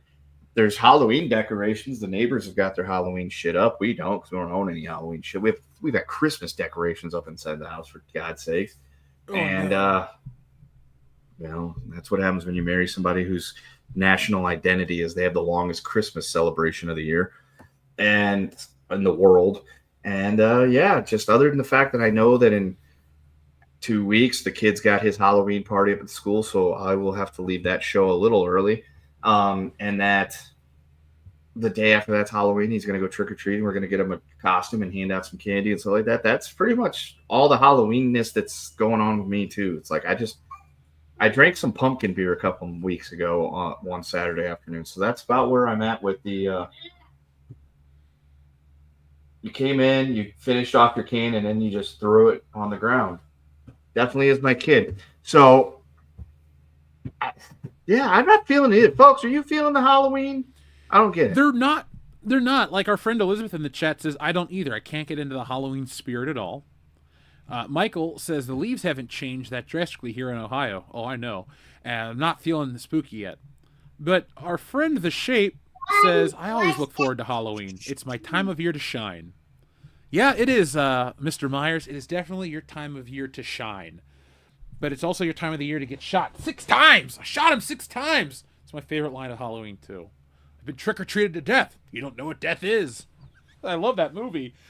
But I'm going to a horror convention this weekend, folks. You'll see me broadcast from there and document it. I'm not feeling it, and I want to. Like, I've watched too many horror movies. Like, I might put on Friday the 13th again to fall asleep. I'm even watching fucking YouTube videos on the new new Nightmare on Elm Street 4K box set. I'm like, maybe this will get me in the spirit. Like, outside of, doing the 5 more days till Halloween song, that's about it. Grizzly Nightmare feels the same way. maybe there's just something in the air. Like there's so much shit going on in the world that we just can't focus on one thing collectively anymore. Maybe not. I don't know. It's just like the most scary horror things I've even watched is like the few things I've caught on Svengoolie the last couple of weeks during, Svengoolie's Halloween Fest. And even then it was The Ghost and Mr. Chicken, and good movie, but definitely not a scary movie by any means. And Whatever Happened to Baby Jane, good movie, not a scary movie by any means. And then, I don't even remember what was on last week because I didn't get a chance to watch it because I was busy with Doofus and going to the racetrack. But, speaking of scary shit. Yeah, Nick, you came in at the perfect time. We're talking about how us and a lot of the people in the chat just don't have that Halloween spirit this year. We're not feeling it. Are you? Listen, it's weird you say that because I noticed in my neighborhood, the last year I was there when I first moved in, there were decorations, there were skeletons, there was everything. And this year there's nothing. Even I haven't put up my usually have like a door thing that you get from Spirit Halloween that's just like Frankenstein in the door or Mike Myers in the door. I haven't even put that up because I haven't had time. I've been so busy. So I agree, and it's weird because Spirit Halloween started like with the stores early this year. They've put in more stores, even in Tennessee where I used to live. They've put 2 there, and when usually there was 1. So like, no, I agree with you. Like the Halloween spirit, like I think they're trying to get it done. They're trying to elicit the feeling more through retail, and it's not working. Because I've done a couple of Halloween things this year. I think last weekend I went to 3 haunts in Alabama, which were questionable but still fun. And it was fun, but like I don't know, man. It's just like everything's down this year. Nobody's really feeling, good. And it's odd. It's very odd. Yeah, and you and I are like horror 24/7. When we hang out, it's either we're talking about home video releases or obscure shitty horror movies, or we're watching them and drinking beers. Like it's part of just what we do. Like I'm excited to come hang out and see you tomorrow, and everything's gonna be great, but man, I want to feel this shit. Like, the weather broke here. It's been getting down to the high 40s at night, so it's like the fall finally. But I got a Halloween party to go to. Maybe it'll be crazy and that'll be fun and I'll reclaim it. But the thing that sucks is like the day after Halloween is Christmas season, and I'm not into that. Thanksgiving is a good holiday. We need to stop forgetting Thanksgiving. Like America needs to eat. Get really fucking full and watch football, and then go shop the next day. I have a way to solve that problem. Okay, I have a way to solve it. All right, hear me out. I know people don't like Thanksgiving. The majority of people may like Thanksgiving because of family stuff, which I understand. I get that. Sometimes families aren't the best. Right now is your time to organize a Friendsgiving, either before or after Thanksgiving. Organize it. Do it with your friends.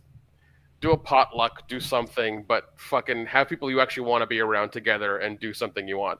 I don't care if you shotgun beers or shotgun California shots, but like figure something out. I agree. I've had Nick, who hurt you? And everything. I don't think we have time. That's going to have to be a separate podcast. Okay, that's going to have to be an entirely separate podcast. The breaking of Nick 1, 2, 3. That'll be next week. Or the week after next. Am I taking over a Subway in New York? I mean, I can.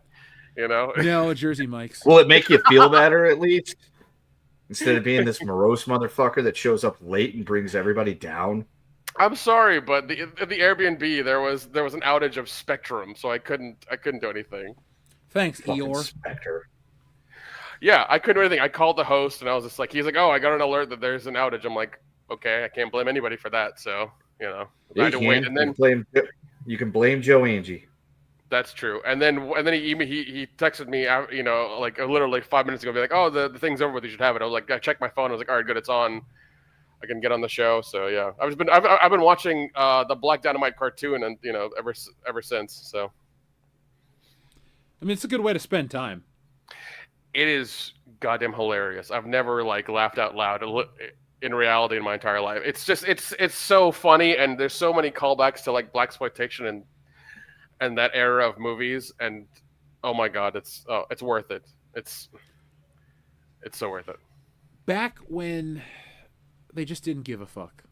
You know, now Yeah, everything's so and- corporatized. No, I Back when agree. We need- entertainment was entertainment for entertainment's sake. We want people to be entertained, not we have a message to share.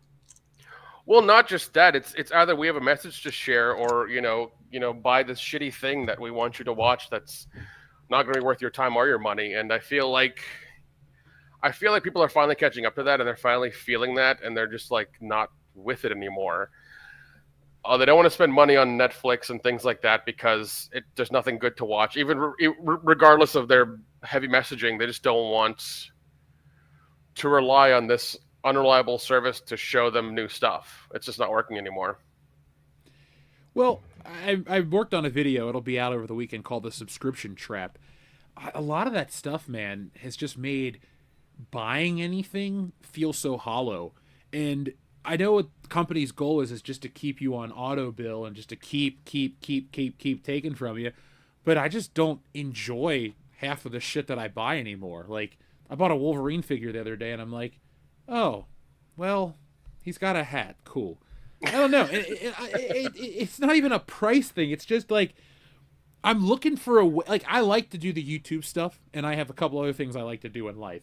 But, like, my normal hobbies have just kind of, I don't know. I've lost a lot of interest in my normal hobbies. I'm not giving up toys. Don't worry, folks. There'll be an Ollie's video next weekend because you guys have been sending footage from all over the country, which is great. Thank you.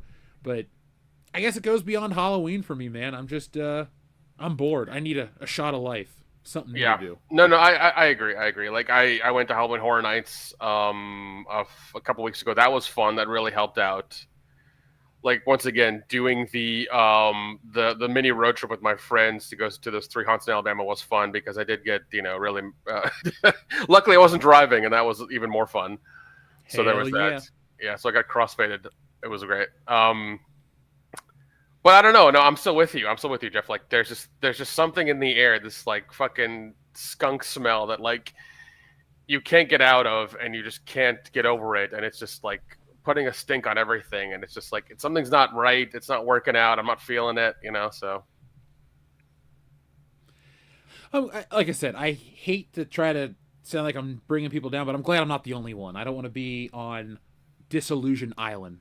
Like, I don't want to be the only guy that's just like, I'm bored. Let's do something different. No. Yeah, because I mean, like I said, like even the complex I live in, like there was like legitimate decorations last year, and it was multiple, little multiple doors, places, whatever. All my neighbors had like decorations going on. This year, nothing. And there wasn't even an ordinance. There wasn't some sort of thing that happened with the HOA or whatever that discouraged that. It just like nobody's done it. So it's strange. Yeah, I agree that even nerd entertainment is like that. Sly, this past year, you'd think that Superman and the Fantastic Four would be these like big deals. And we liked Superman. You can go back and listen to our review, but I literally haven't thought, I forgot like Fantastic Four even came out. I was doing something in the office and I have these Marvel Legends on the wall. I overdid the Fantastic Four ones. I literally bought them all. But my point is, like, I looked at it, I was like, oh yeah, I forgot that movie came out. And then I went, Like, I saw that it was also, too, I saw later in that day that it was on Blu-ray in 4K, and I was like, all right, well, cool. I'll never watch it again because it was just okay. Like, yeah, I'll go back and look at something classic. Maybe I'll go back and, if I report back and I tell you that I watched, like, Back to the Future and I didn't enjoy it, I'm broken and I need help. Well, I spent last night in Tennessee, and I was watching a movie with Mom. We were trying to figure out what to watch before I left this morning, and we were eating dinner, and I was like, oh, let me turn something on. So we watched a Spy Game with Robert Redford and Brad Pitt.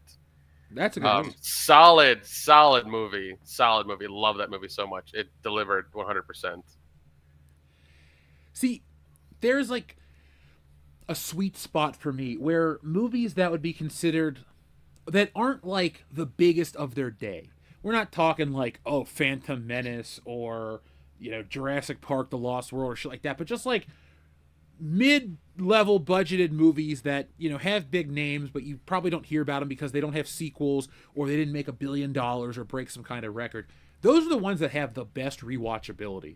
Like, even something as weird and random as, like, Copland, that's more entertaining to watch than so many other movies that come out today. Like, I will put Copland up there with, like, the 10 biggest movies of this year, and I bet you Copland is more enjoyable to watch. So, that's random, but... Probably right. Was Copland with Gyllenhaal? Sylvester Stallone. Oh, Sylvester Yeah. Stallone. Oh, yeah. No, that And one De was Niro, good. right? That Isn't one De is Niro really in that? good. Or I'm thinking of Ronin. I'm thinking of Ronin, sorry. You're thinking of Ronin. You're thinking of Ronin. Jean Reno. That's a good movie, too. Ronin's good. Ronin's solid. Yeah, the 90s had great movies. 80s had great movies. I mean, you can argue that the 80s had more iconic movies. Like, somebody in the chat was talking about the Monster Squad. I watched 2 documentaries on the Monster Squad this week. In fact, the convention you're going to be at Saturday, the majority of the cast is going to be here. I don't own a fucking copy of that movie, damn it. I was excited. I'm like, yeah, the Wolfman's got Nards. Let's get it signed. And then I was like, I only own the Goonies. I should take down my Goonies DVD. Like, hey, would you sign this? I love you guys. And they're like, we're not the Goonies. I'm like, oh shit. Well, I mean, like, just no. Just go to the vendor, just go to the vendor area and buy a poster for $189 because that's how it's going to be. If it was the Goonies, I would do that. But I don't. I just like the Monster Squad. I don't love it. No, like 100%. Yeah, the Monster Squad is another one that deserves to be on the 4K. Like that one's, it's. Oh, it's out there. Yeah, it's sacred. It's good. It needs that.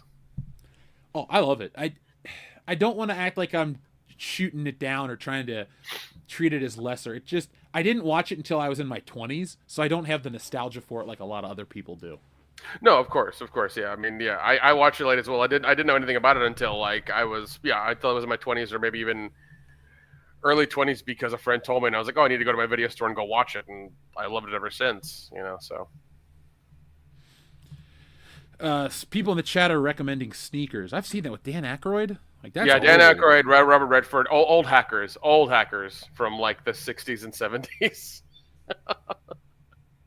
Really good movie though. I mean, I watched something from the 90s the other day. It was such like a basic whatever movie, and I was like, man, that was great. Like I'll tell you what's great, even though it's not a basic movie in the slightest bit. If you haven't seen it, folks, go watch Heat. Heat's a great movie. Michael Bay directed it. It's a great movie. Here's the thing with Heat and like people who are of the younger generation. The movie is almost 3 hours long, just so you're aware. Yes. We have no problem with it because it's action-packed through and through. We have attention spans. Yeah. Kendo, could you please perform the most famous line from that movie, if you don't mind, sir? You're gonna have to do it because I don't know which one you're talking about. Al Pacino when he's describing a woman in the movie. Hoo-ah! That's close enough. I was about to say that. That's close enough.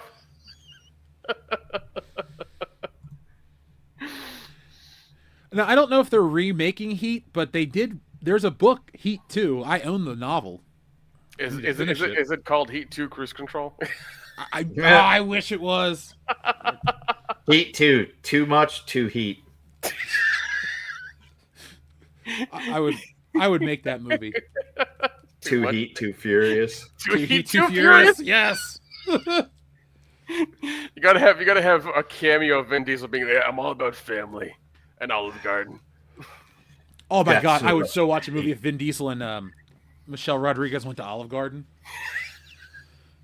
Like that's it. It's a 2-hour drama of them at Olive Garden waiting for their food to come. They get unlimited pasta. Listen, he needs a sponsorship to make the next Fast and Furious because it's not even on the docket to make. No. It's nowhere to make. That's a good thing, Nick. Oh no, it is. 100% it is. I mean, like they have that lame ass ride at Universal. It is lame. It's so damn loud too. It's just like you're in a garage. That's it. Dude, that's where they the one in Orlando. That's where they hosted the Michael Myers house for Halloween Horror Nights, which is fucking awesome. Now, I went to the one in LA when they had the Michael Myers house. Was it like a full-scale house, but then you would go in and they would have all the different scenes on like the same floor of the house? Yeah, it was basically like through his mind. It was kind of that, like, cause like halfway through it, you walk through like the giant mask, and it was like in the mind of Michael, in the mind of. Oh, that's different than what I saw. Yeah. Never mind. That sounds way cooler. We just had the house. Okay. No. The one time we had the house was when we had Michael Myers, and you went like through the front lawn into the house, and you went through the house, and you saw like it was basically between like 1, 2, 3, and 4, or 1, 2, and 4, I should say. You sure he wasn't in part 3? They didn't have you walk into a bar and then they were showing Michael Myers on TV and then Tom Atkins was like toasting you? That would have been cool. That would have been great. No. It was because you had Jamie Lloyd and like, towards the end of that house, and I was like, oh, this is part 4. So yeah.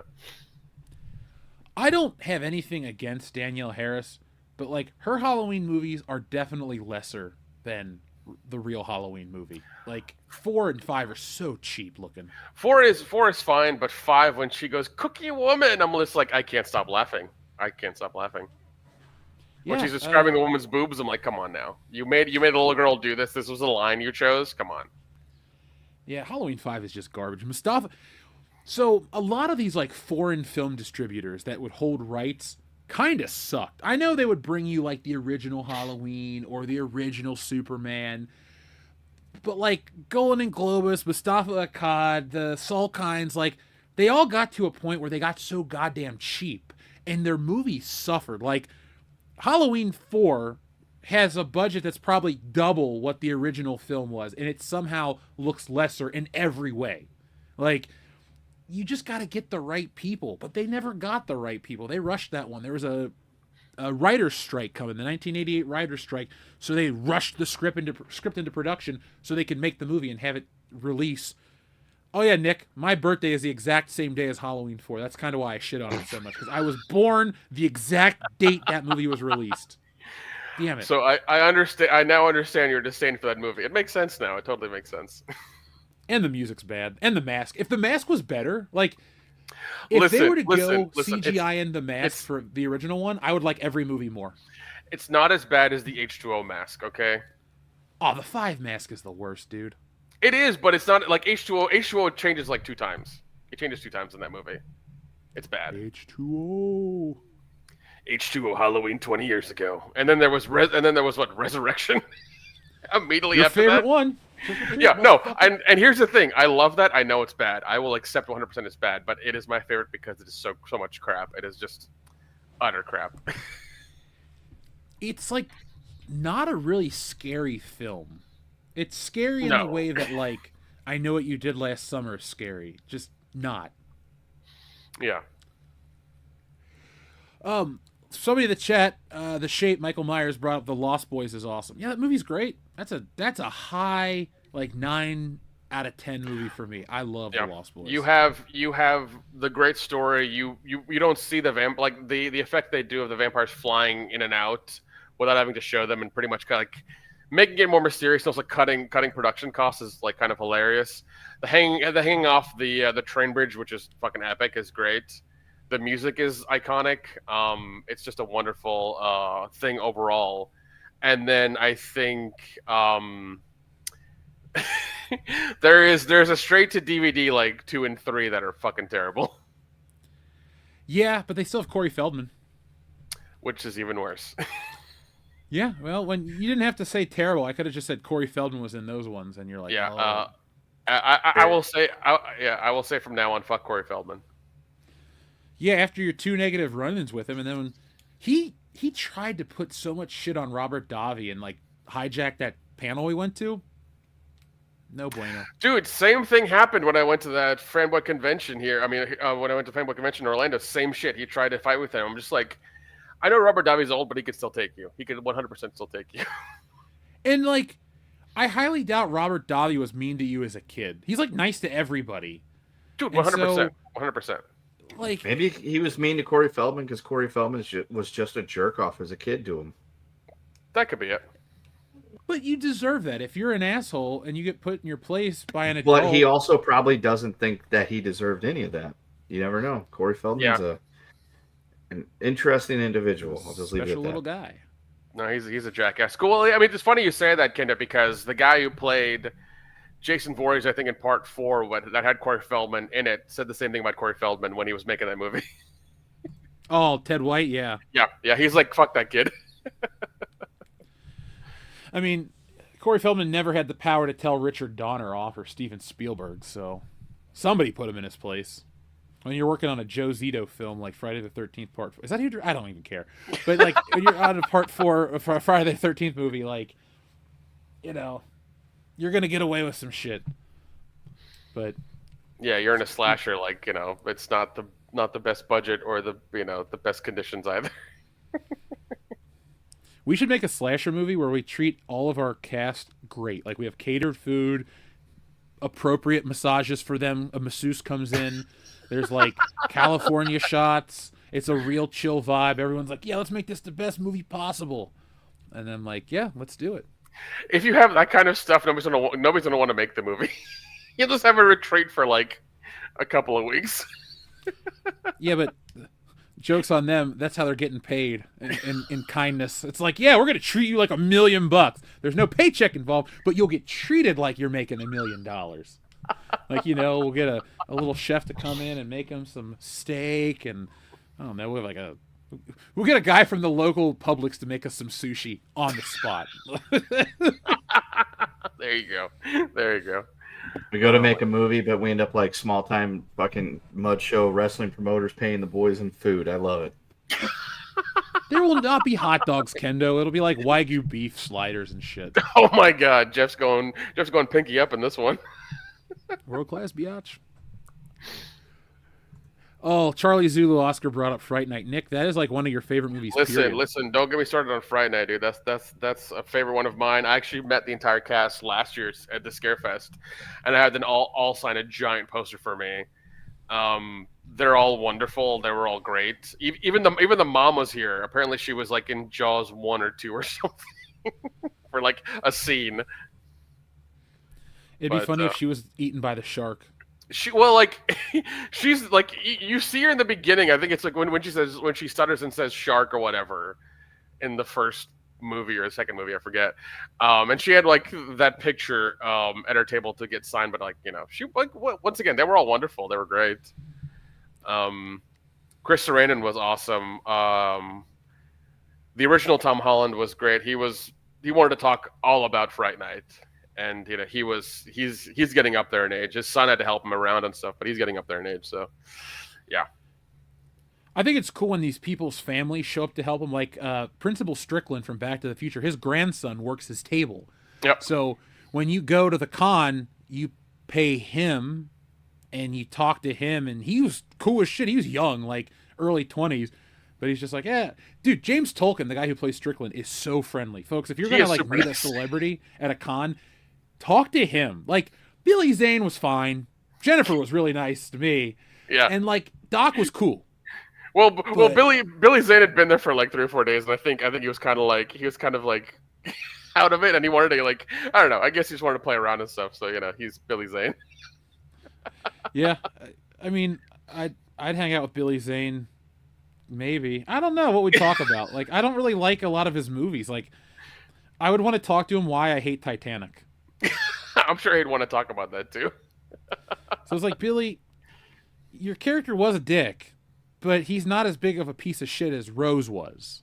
Like, she's the worst character, but she's the lead, and she's this. No, Rose was bad. We're not going to turn this into a Titanic chat. No. Rose and Jenny from Forrest Gump are both terrible people. Oh, dude, we should do a bracket battle. Who's the biggest biatch in movies? We'll do one for dudes so we're not sexist. We're equal opportunity haters. But, like, it's got to be, like, Janae and her and who else would make the list? Like, Vivica A. Fox from Kill Bill. There you go. Yeah, we can do a lot of them for sure. Yeah, I'm all about equality here on this channel, guys. If we're going to shit on one person, we're going to shit on everybody the same. That's what makes us world class. Oh, yeah. Let's check in with the audience because we had a couple super chats roll in. Thank you to everybody. This chat is rolling along nicely. Lots and lots of love from for some horror, even though we're not feeling it. We're talking about The Exorcist, The Seed of Chucky, Chud. Isn't Daniel Stern in that movie? That's legit. And Chud, yeah, he's in the first one. Tony Todd. Deflux, I don't know how long you've been listening to this show, but Nick and I once prank called Tony Todd. Tony Todd had a taste for big white ladies, like a lot of brothers do.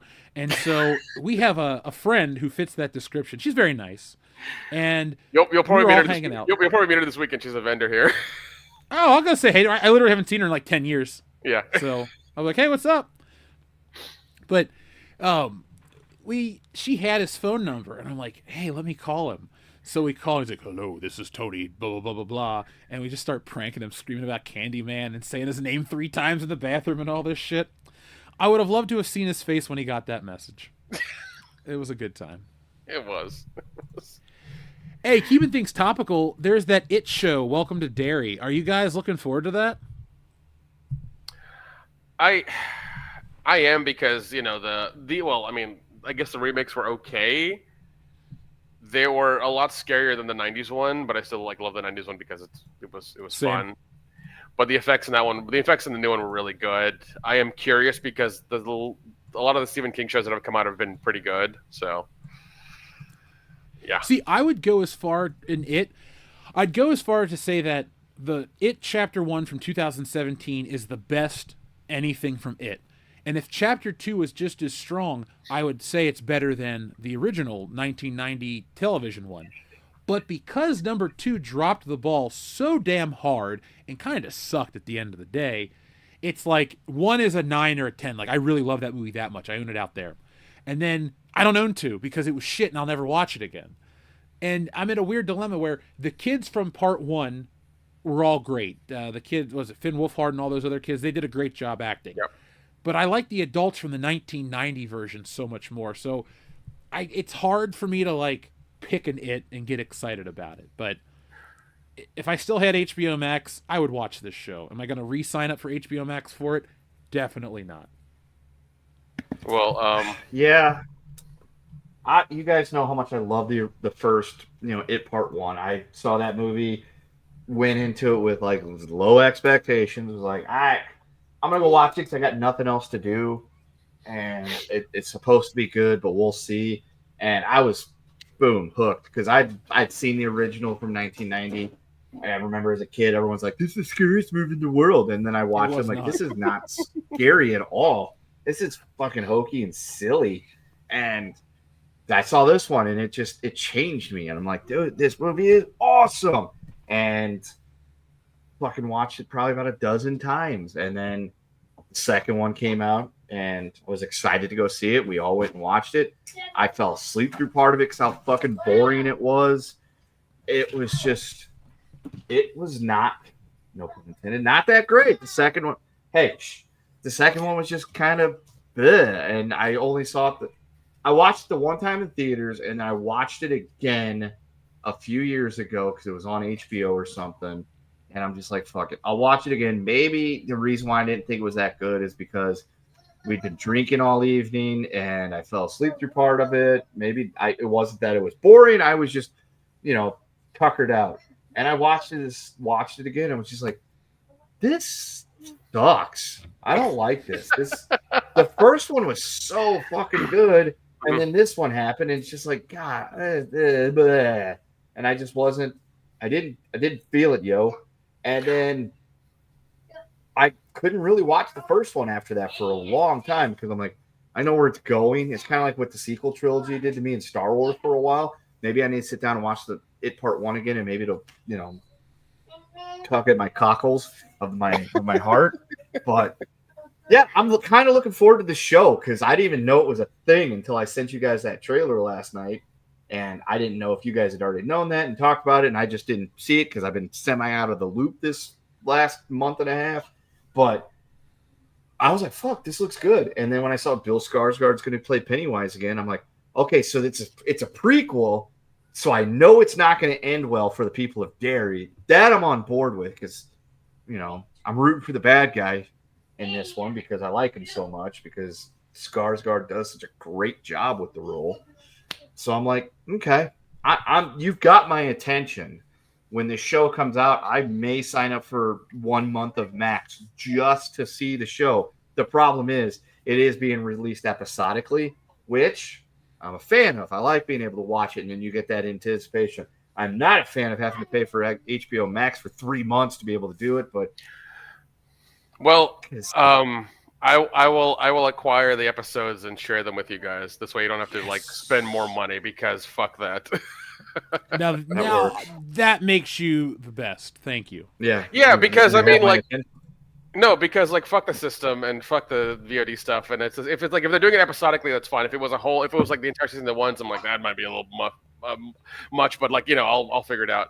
But if it's episodically, I can at least like put each one on my server and have you guys like get it yourselves whenever you can. So it should be fine. Yeah, because the other plan was, I guess I'll just wait till December until it's all done, and then I'll grind it that way because fuck that, dude. That's why I'm break and I'll have time. That's why I'm the Indian tech guy. I got you. Don't worry. Oh, is that what IT stands for? Indian tech so. guy. Yep. Yeah, I guess so. Now. Yeah, I guess so. The Shape mentioned Cloud in a Cornfield. Listen, I've read all 3 books. They're fucking great. The movie is just like the first book. It's really good. I really enjoyed it.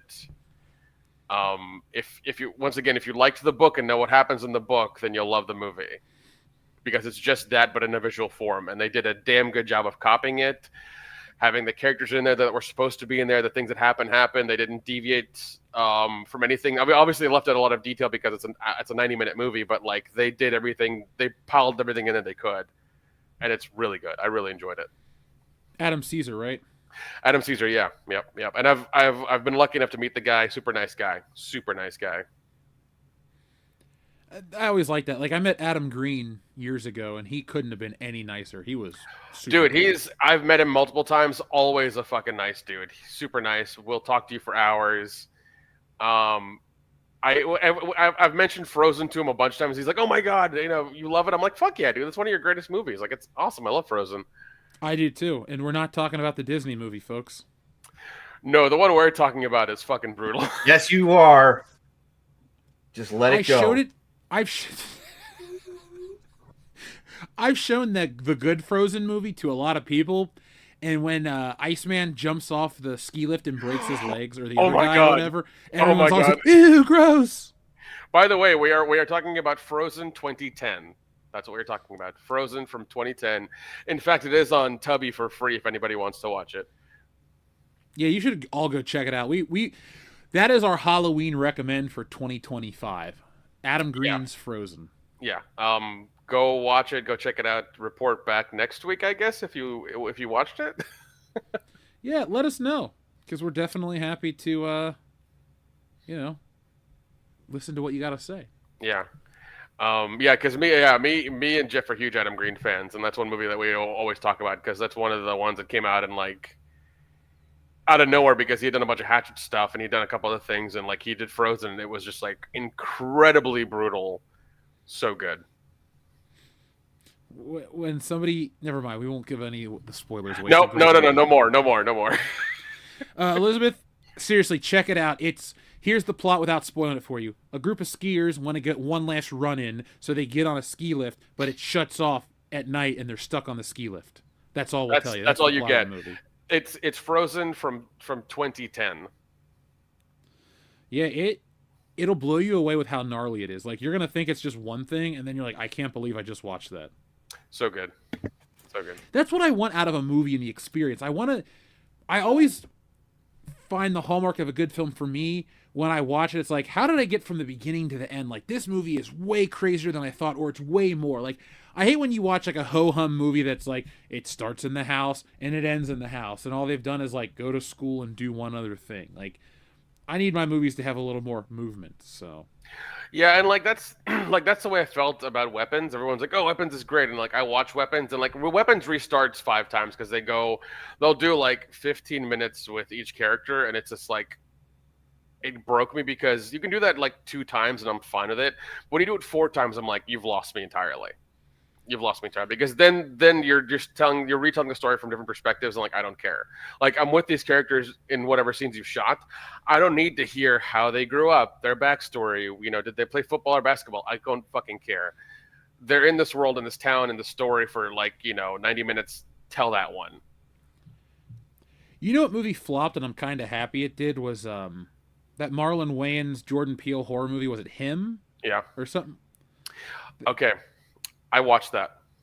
Yeah. It is okay. There are a couple of scenes where it is heavy-handed in like the Jordan Peele sense of being heavy-handed. But I did like it because it's that story of like this kind of homegrown kid who had this dad who wanted him to be football, and he kind of grew up in a small town, and he thought like anything, like I gotta make my dad proud by getting into football and being only doing football, and he kind of, and it's that whole thing it's that whole Hollywood story of like, how much of yourself are you willing to sacrifice in order to achieve your dream? Like, what are you willing to do? And that's why I liked it, because like he starts like hallucinating almost, and certain things happen and things show up, and he doesn't know if it's real or not because of certain events, and it's just like he's unsure. And that's why I like it. If you ever watch the movie Starry Eyes, it's kind of like that, where like this woman is given a choice of like, she can become a celebrity or she can just keep getting like, being a PA or getting cast in pornos. Like, what does she want to do? And she has to make a choice, and then like that choice is painful. There was one with Andrew Garfield. I think it's called Silver Lake. That's kind of in that same vein as well. And it's also about like Hollywood and it's Under the Silver Lake. It's about Hollywood and like the devious shit that happens with that, and he like somehow he finds a weird fucking cult and some other people as well that work in the industry and who are like controlling entertainment and stuff like that. It's a really good movie. It's from 2018. Go check it out. It's in that vein of like, there are these people controlling things at the top you're not sure about, and when you get to the point of like making the decision, it's life or death. Like, what are you willing to sacrifice to achieve your dream? In the system. I like that dude way more as an actor than I like him as just Spider-Man. Like, Andrew Garfield is far more. He's like Daniel Craig to me, where I hate Daniel Craig as James Bond, but he's good in other stuff. Yeah, I love Andrew Garfield. I hate him as Spider-Man, but he's really a good actor overall. Yeah, Daniel Craig was in Logan Lucky. He plays like this like Louisiana Southern like prisoner who was hilarious. And so somehow he knows how to make a bomb. Somehow he knows how to make like an exploding device out of like other parts. I'm not going to mention it because YouTube will probably flag us. But like, that's the premise of the movie, and it's one of the parts of the movie, and it's hilarious. It's really funny. Dude, I watched that movie when I was living out west, and I thought it was great. Yeah, it's fun. It's really good.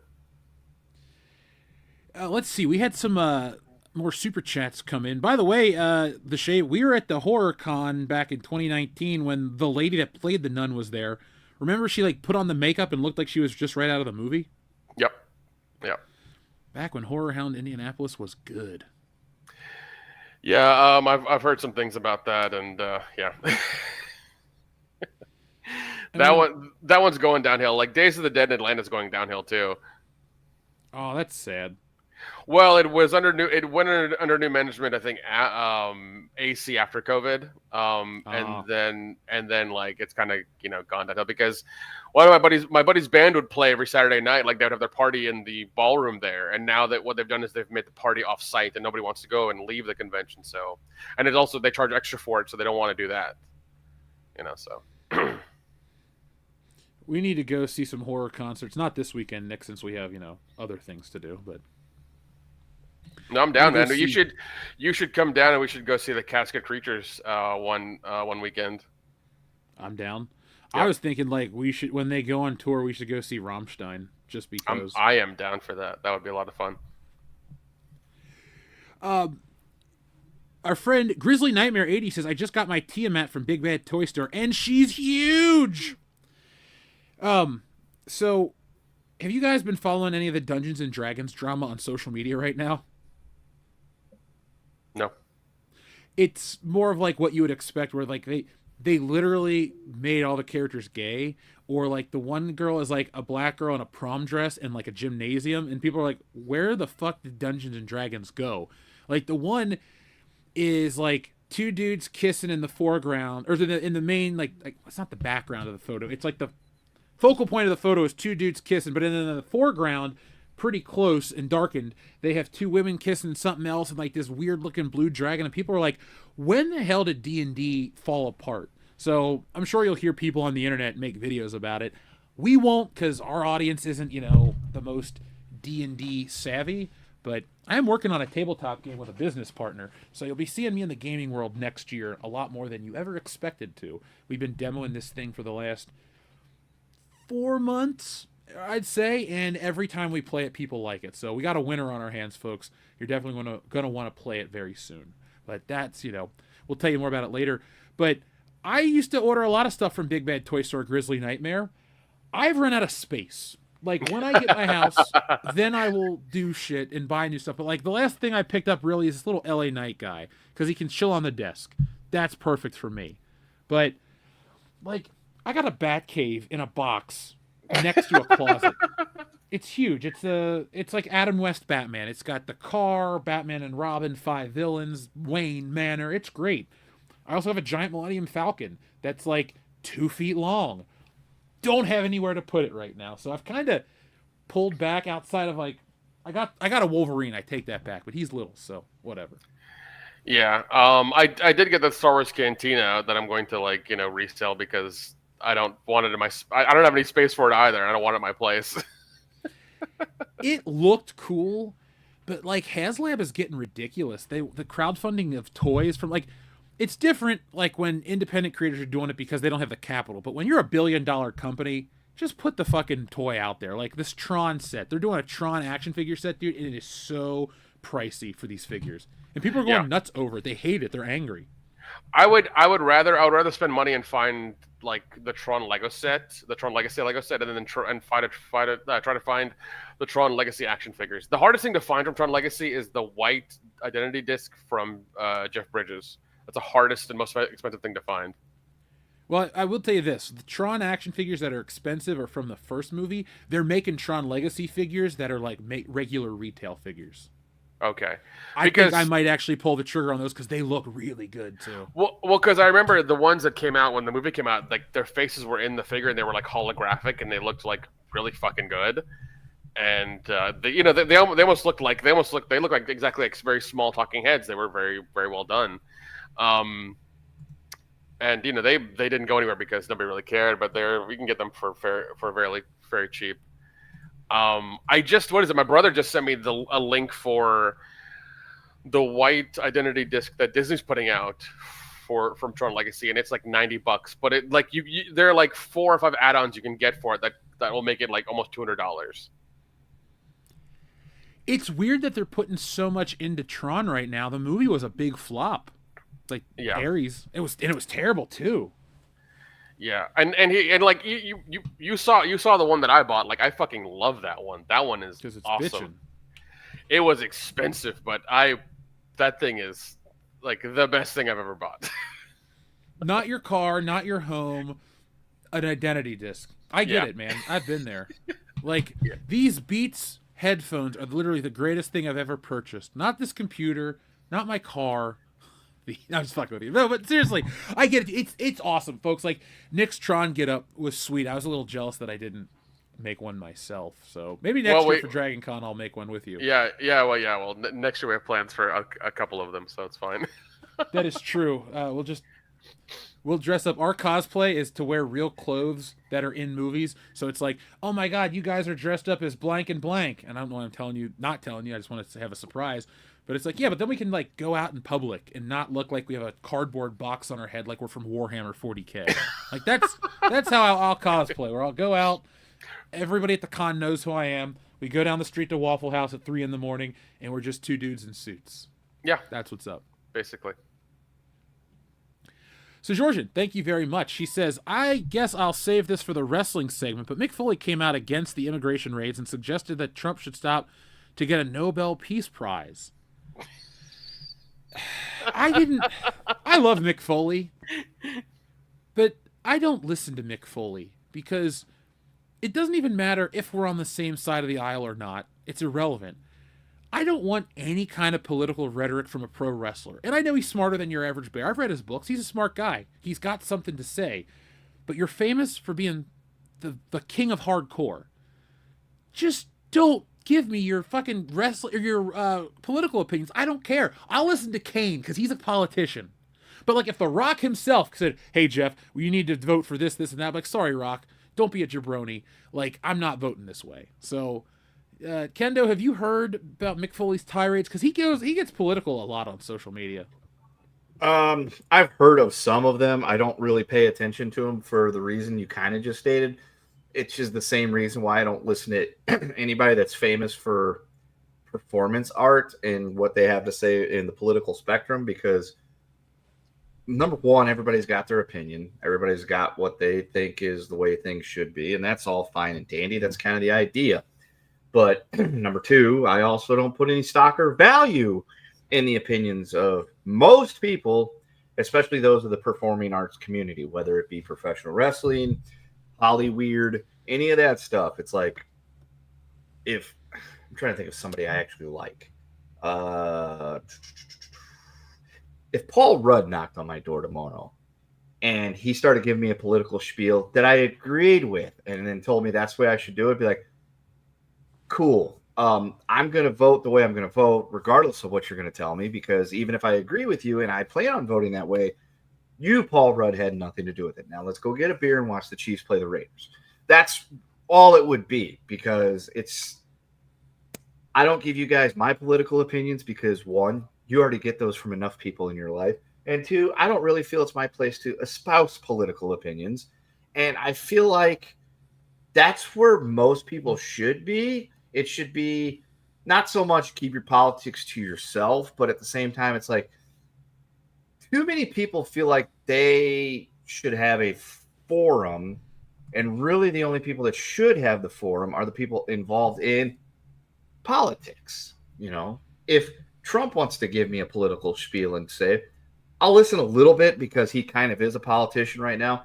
But at the same time, if other people were in Congress and things like that, I'm going to listen to them, and I will listen to those people and say I agree with that, or I disagree with that, or here's what I like about that, or what I don't like about that, and what my thoughts are as a constituent and or potential voter. But that's just kind of where it's going to stay. It's like I keep up on politics to a degree just because you can't not. But at the same time, it's like, I don't need you guys' political. I don't even get political opinions from these two jackoffs that I talk to on a daily basis, because what's the point? Everybody's already kind of got their minds made up, so it's like not really good. You're either yelling into the abyss or an echo chamber, one of the two. And a lot of our audience is with you. Like, I don't want politics. Keep politics out of entertainment. Keep your politics to yourself. I get tired of that shit all the time. I hope we have done a good job with that, folks. Sometimes we'll skirt on topical shit if it's entertainment related. Like, let's say Jennifer Aniston got naked at a rally and wanted to make a political statement. We would make fun of that. We would talk about that on the channel. We'd look, and we would make God, yes, Jennifer Aniston. I don't care how old she is. I've watched a lot of Friends. I want to know what it is. But if, like, Nancy Pelosi died, we're not going to, like, make a section of the show on it. She's a politician. You guys don't care. You're here. You found us because of either Star Wars or Marvel or the new Xbox video or a myriad of other reasons. But you didn't find us for me going on and telling you how to vote or what to do. Like in the old High Council days, we would get these messages about shit, and I don't answer super chats about politics. Like, that's our rule. Like, we'll say all kinds of goofy shit on the show for fun, but I just don't care. Like, I hate how shit's going anyway. Why do I want to? This is my job, yes, but this is also my time away from all that. Why do I want to bring that into this? So that's kind of why when Mick Foley says shit like that, I'm not ever angry. He has his right to say what he wants. That's, Yep. Good for him. Go, Mick. Do what you want. Say what you want. Be what you want. But to me, you're mankind. And I'll buy your book. I'll buy Beefaroni. Hell, I'll even consider getting one of those goofy-ass WWF neckties. But we're not talking politics, brother. I don't care who it is. And the last thing I'm going to say on it is, if you get your political opinions from people like Mick Foley or other entertainers and you take it to heart, you're an uninformed, idiotic voter. Yeah, pretty much. Think for yourself. Yeah. That's not a political statement. That's true. Don't vote the way he wants you to. Vote the way you want to. Yeah, because I mean, I once again, I wish we would go back to the days of the only way we'd see these people is when they were like, um, rolled out onto some late night show for 15 minutes, and then they were rolled back into their fucking coffins, to sleep during the day, because that's what I liked. I don't like that we have access to them 24/7. We can hear their crappy, shitty opinions on social media all the time. Like, that's unnecessary. Yes.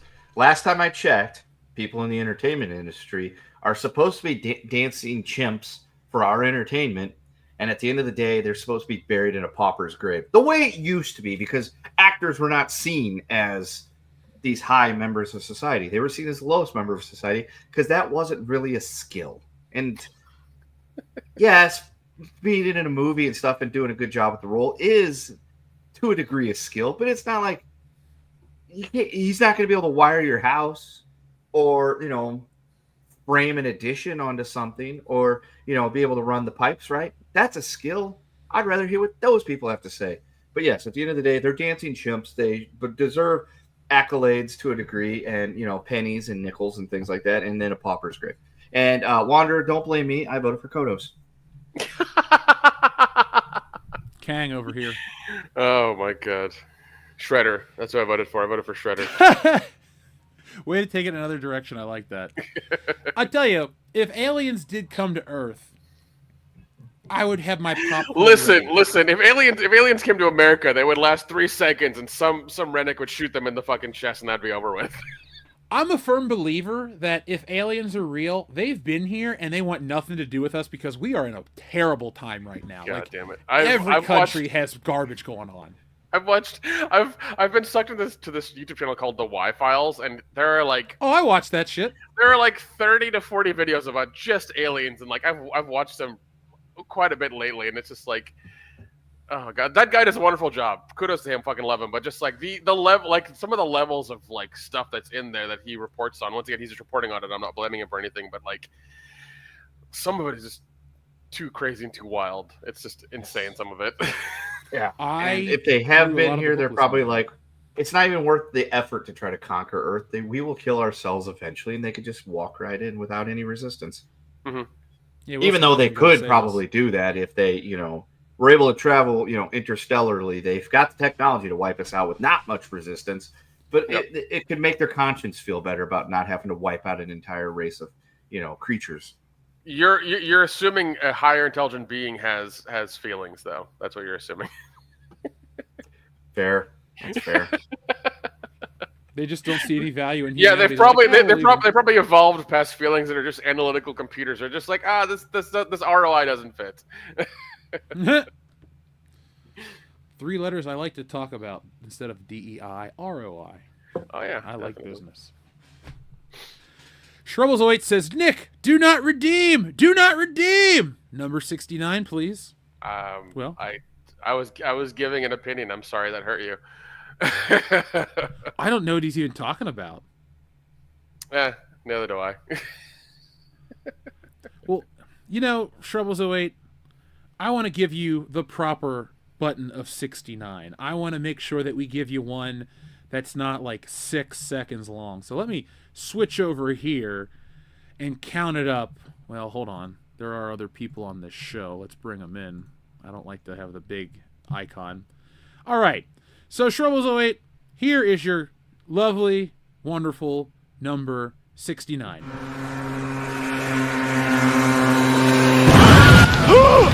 Another one.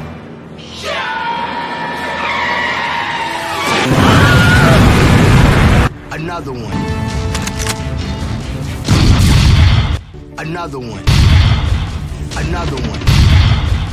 Another one.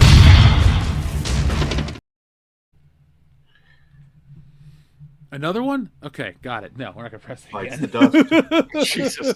But thank you, Shrubbles08. Hasn't DJ Khaled done enough damage? No, but he's done enough good. I think DJ Khaled should rest. I think it's time for him to retire. Yeah, no shit. I mean, what else can the guy do? He's played himself. He's out. He's done. He's no more. He ceases to be. I'm talking about him like he's fucking dead. He's fine. I'm glad he's alive. I don't know what to say about DJ Khaled anymore. I've only seen the video of, buy a house, buy your mother a house. Here, get yourself some shoes. It's like, why can't that dude like run into us? He's like, hey, I like your show. Here, have a studio.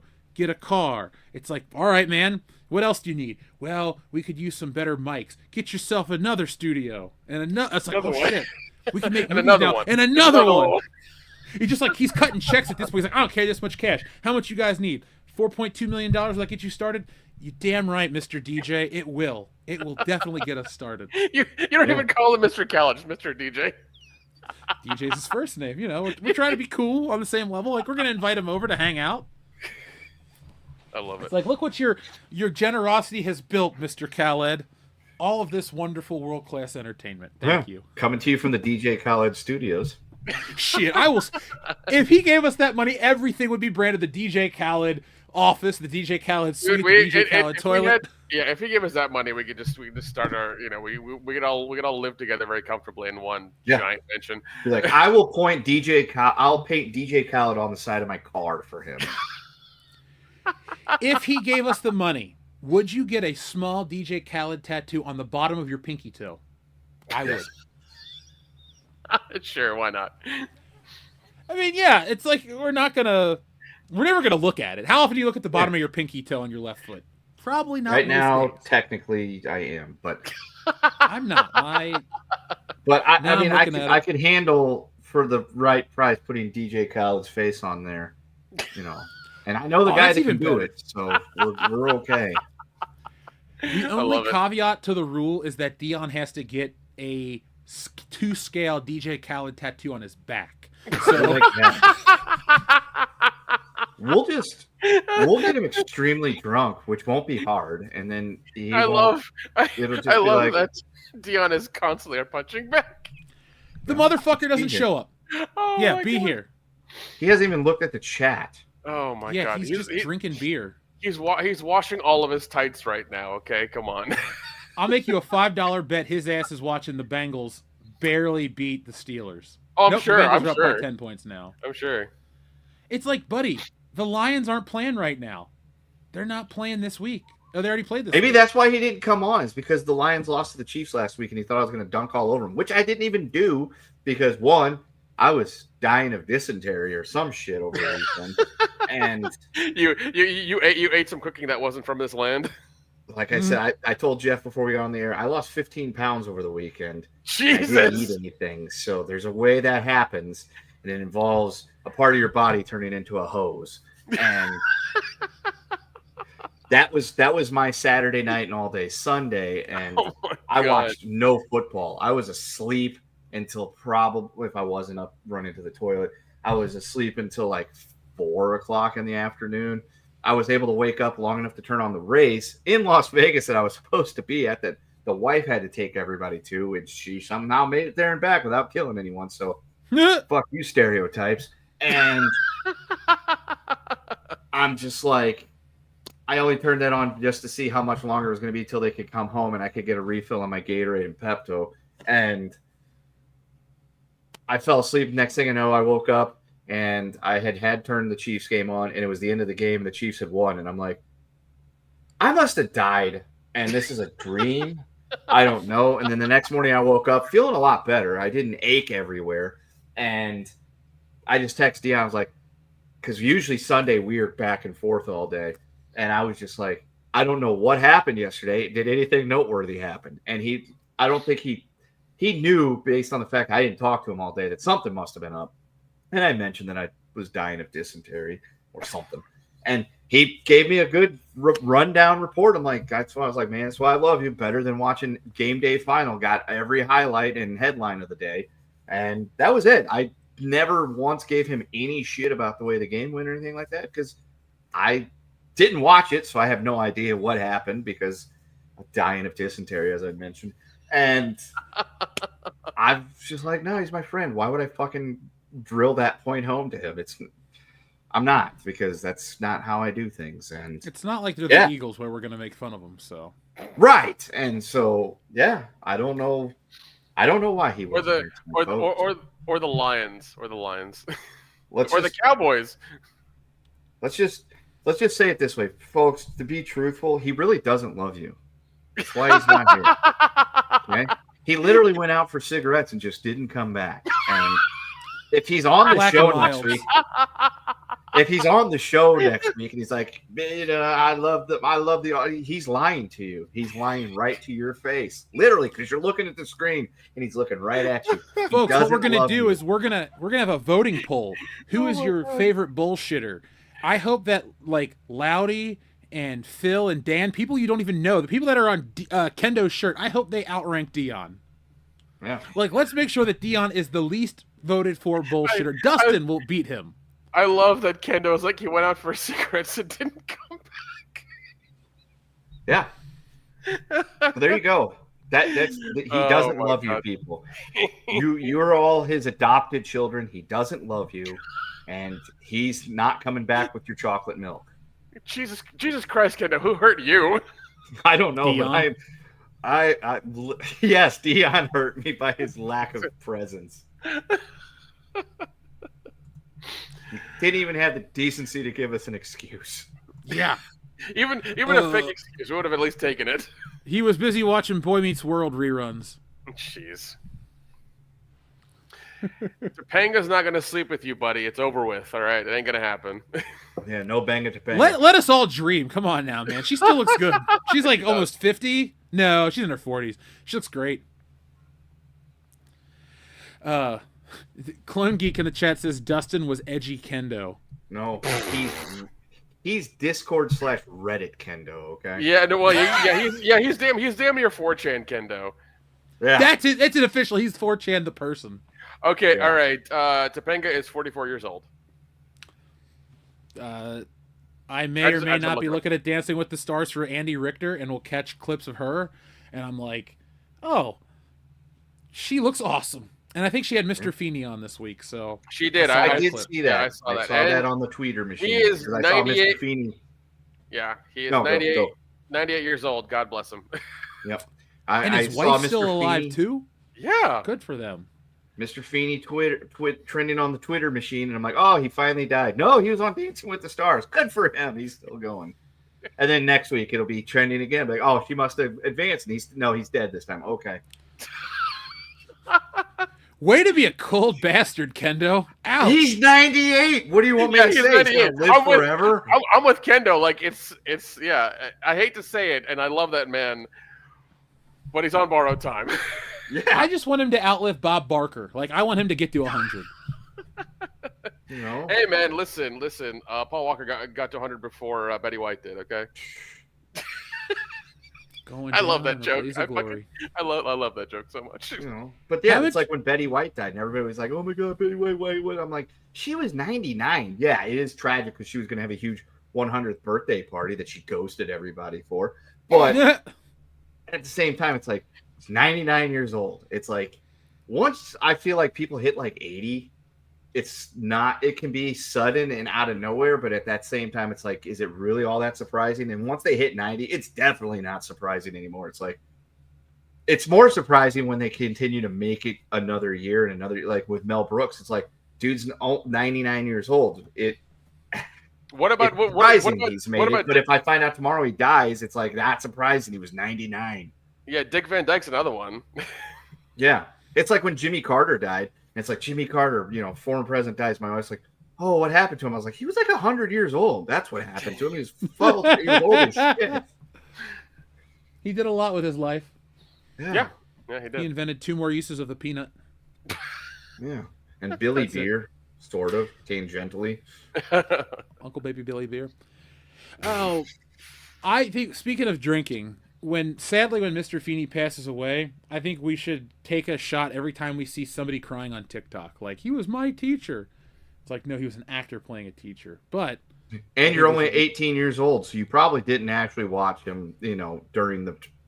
You've watched reruns. Yeah, you weren't there for it, so calm yourself. You don't get to cry for Mr. Feeney if you're under 30. Like, just putting that out there. But I like that I agree with you. You weren't alive for it. No, you weren't alive for it. Yeah, I agree. If you were not alive for any part of the airing of that show and its like final few seasons, you don't get to cry or say anything. I'm sorry. But I was alive for Girl Meets World. Not the same. No, Not the same. not at all. You don't even get a mulligan for that. You need to go back home and start over. That's like watching that 90s show and you're like, oh, I love the Foreman Family. It's like, you watched that 90s show. You're one of 8 people. Mm-hmm. Oh, man. Was not good. Speaking of good, though, folks, next year is going to be a great year for WCBS because I know it's only October, which is inventory time at Statler Toyota, but we're already planning out next year, and we will be at the Lexington Comic and Toy Show. It'll be one of our many appearances. We'll have a booth. Like, this isn't shade thrown at any creator, so don't take it that way. But when I say we're going to a con, we're not like walking around hoping to meet fans. What we're doing is I put down the money, we bring the books, we bring the stuff, everything channel associated. Hell, I was giving out Shuri copters at the last one. I was signing them and handing them out. Hilarious. So, you know, if you can make it, it's March 26th through the 29th. Drive down, fly down, come hang out. It's going to be, they're actually making it 4 days this year, Nick. And they're bringing bigger celebrities. Like, Randy Quaid's going to be there. I'm going to be there to meet Randy Quaid. So if you come to the table and I'm not there, I'm meeting Cousin Eddie. And I'm going to get all my Vacation 4Ks signed. I'm getting Independence Day signed. I'm taking a picture. I'm taking my Christmas ornament to get signed. Like, I like Randy Quaid a lot. He's awesome. He is fucking wild. He is 100% wild. Yeah, he's a celebrity. Like, I don't want to like curry favor with these people, but I wouldn't mind being friends with Randy Quaid. I feel like he's got great stories. Yeah, I mean, there was that one time he couldn't come back into the U.S. because he was, not allowed to. Well, when you don't pay your taxes, that happens.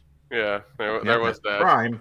And there was that time he made a quote unquote home video and tried to sell it. So, there's that. That is the only film of his that I don't have in my collection. It's like I got everything else. Random ass shit. I mean, if you want, I can see how the high season find it for you, and it'll be in your collection. You have better things to do, like take a dump or eat or literally anything, Nick. That's right. Anything is better than watching Randy Quaid's porno. Just putting that out there. That's 100% true. Sly C, you're not.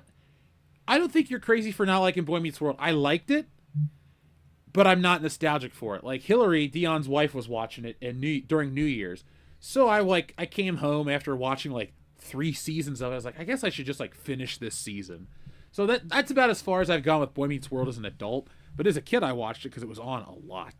So. Yeah, on whatever like Disney Kids channel, they would like show reruns of it whenever they were allowed to. So like there was that, which I mean was fine, but yeah, like I grew up with it too. I watched it quite a bit, but like I have not gone back to rewatch it at all.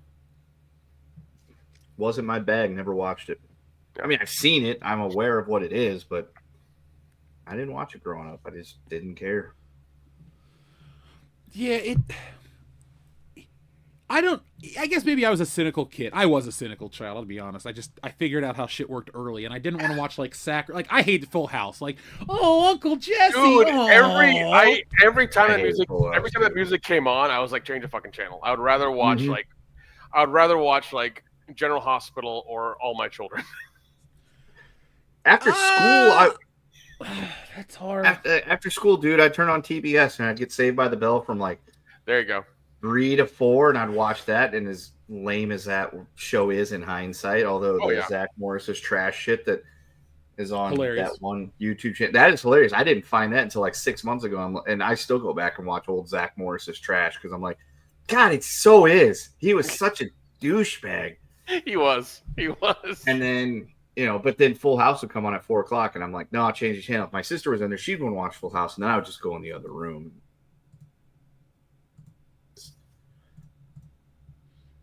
Sorry. There. Okay. I was trying to switch over. I didn't mean to drop you out.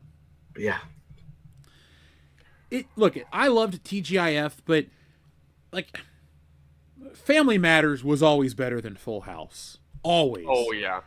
And when you go back and you look at that shit, it's like maybe we'll do this for a bracket battle. We'll do hold on, let me write this down. It's not a spoiler, like it can't ruin the show, but like what is the greatest TGIF show? because I'm a big Perfect Strangers fan. That's my show. Like, that actually still holds up and is a lot of fun. There was a photo of one of the guys at the gym that was like, working out has become like, you know. Oh, Bronson Pinchot? Yeah, dude, he could beat all our asses. Yeah. Sales. Yeah. Like, it's funny because I remember him in that show, and then I remember him in Langoliers. The Schlongoliers, as Kendo calls it. Yeah. Hey, I learned that from my dad. Don't blame me. I was an impressionable child.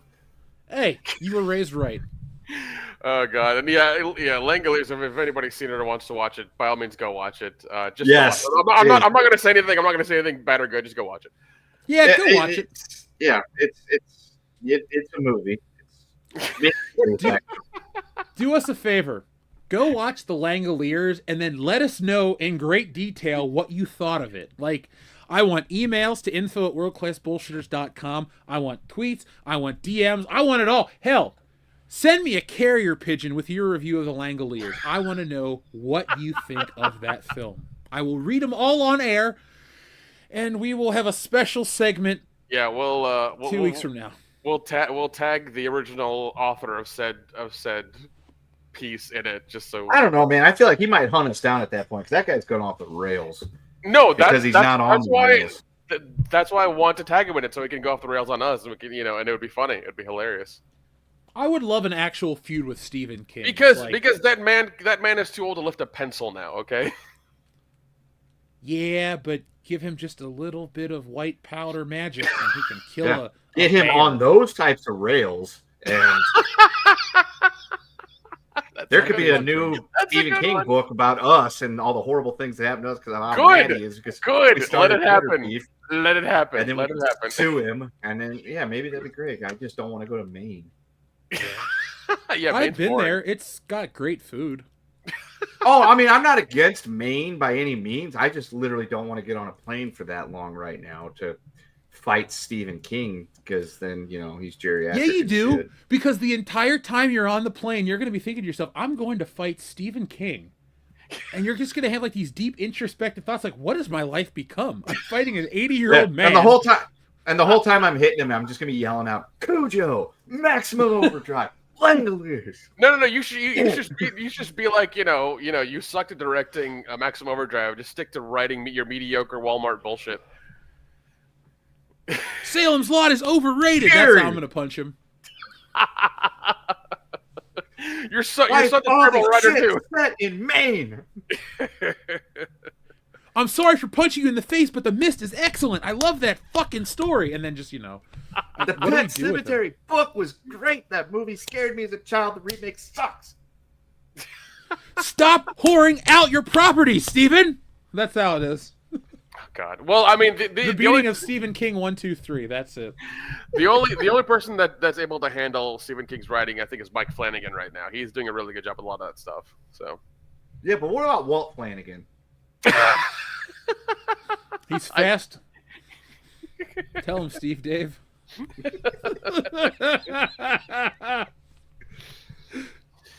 my gosh. Oh yeah, thank you, Jamie Jackson. Missed this. Oh my God, dude, the Mist was one of those movies that scared the shit out of me because you got people who were very scared and didn't know what was going on in like a grocery store, and they turned into religious nutbags in like 36 hours. That freaked me the fuck out. You know what I can say since Dion's not here? He's genuinely afraid of that movie. It makes him uncomfortable. No, I understand why, because you have people who were like punching and kicking the crazy old lady, but then she became the Messiah in 36 hours. It was terrible. It was terrifying. Like how that happened was just yeah. Don't want any part of that. Yeah, don't want any part of that. Yeah, it is I saw that movie into college. I figured out how to like not pirate movies, but you would go to these websites and like it was called like Ninja Video, and you would click on it and it would just play the movie. Like it would have either screeners or DVD rips or anything. Yep. It had every day it was updated. So I would go there all the time, be like, what did they add to Ninja Video today? And I remember they added The Mist, and I was like, I'm gonna check this movie out. I've subsequently bought the film multiple times on different formats, but Frank Darabont is just a great director. Oh, I mean, 100% is. Yeah. The Shawshank Redemption. He did this. He really got The Walking Dead on TV and popular, but they screwed him. Luckily, he won that lawsuit. So. Yeah. Once the show ended, he won the lawsuit. It seemed like Jesus. Hey, it's a couple $100 million lawsuit, I believe. So good for him. Yeah, and I know they've started a couple new spin-offs of it, and they've done a couple movies of it, but I've heard like nothing about it. So. Yeah, who wants to watch Daryl and Carol take Seattle or London or wherever the hell they are? I don't know. Norman Reedus just like ever since Blade 2, it's constantly looked like that the same fucking time. Even in the video game that he was in, he just looked like that the entire time. Like I don't want to watch that guy anymore. I'm sorry. Yeah, he doesn't brush his hair. That's okay. No, he doesn't. He looks like he smells. Yeah, I don't even dislike Norman Reedus. Norman Reedus has made me a lot of money personally because I used to do art prints of him at cons. Everybody's like, "I need that Daryl Dixon, bro." I'm like, "There you go, $10." Dude, that's now selling contact lenses, and everybody wanted the zombie contacts like for fucking years. It was hilarious. I made so much money on those fucking people. I miss those days, Nick, when you'd roll up to the con with I'm speaking for both of us here. We'd roll up to the con with our little carts. We'd set up our booths, and people just bought a lot of shit. It's a good time. I think you were there this time. Where like I think the people next to me were like they were selling little vials or little containers of dirt from like famous horror locations. Super nice couple, very nice people, but they saw that like I couldn't close my cash box because it was so full Saturday like midday, and they got so mad at me they didn't talk to me the rest of the fucking weekend. I don't miss horror shows. I'm kind of like, once again, like vending them is a pain because you have to deal with those very obsessed patch pin wearing horror fans, which only love the 80s and can't see anything past that. And anything, if you say anything above 89 is good, they call you a shill and be like, "Oh, you like highbrow horror." It's like, no, motherfucker, I don't. Here's the thing. I look at him in the eye and say, I do like highbrow horror because I can comprehend what the actual terror is. It's not, "Oh my God, Jason's loose a fucking again. Run, topless girl." I like that part. Don't get me wrong. But it's like, "Oh my God, he's come." You know what I was thinking about yesterday, Nick, was when we watched, what was it, Sorority Row Massacre 2, and that guy kept talking about old Hochstetter. I'm like, this is what like a horror con is. It's just like memories of something better that we're still holding on to as we're getting ready to go to a horror con tomorrow. Yeah, I know. God. Or no. The worst ones are the ones who will shill and think that Rob Zombie's Halloween is like Citizen Kane. No. I had to yawn. I hate that movie. Both of them can suck a dick. Yeah. I will say this. Rob Zombie's my mortal enemy, and all of his movies fucking suck. His wife is a talentless whore, so there's that. God damn. Tell us how you really feel, brother. I wouldn't have gone that far, but okay. I don't know if she's a whore, but she's talentless. If you want to clip this and send it to him, go ahead. I'll even give you my email address so he can yell at me and professionally. He's gonna send you a cease and desist.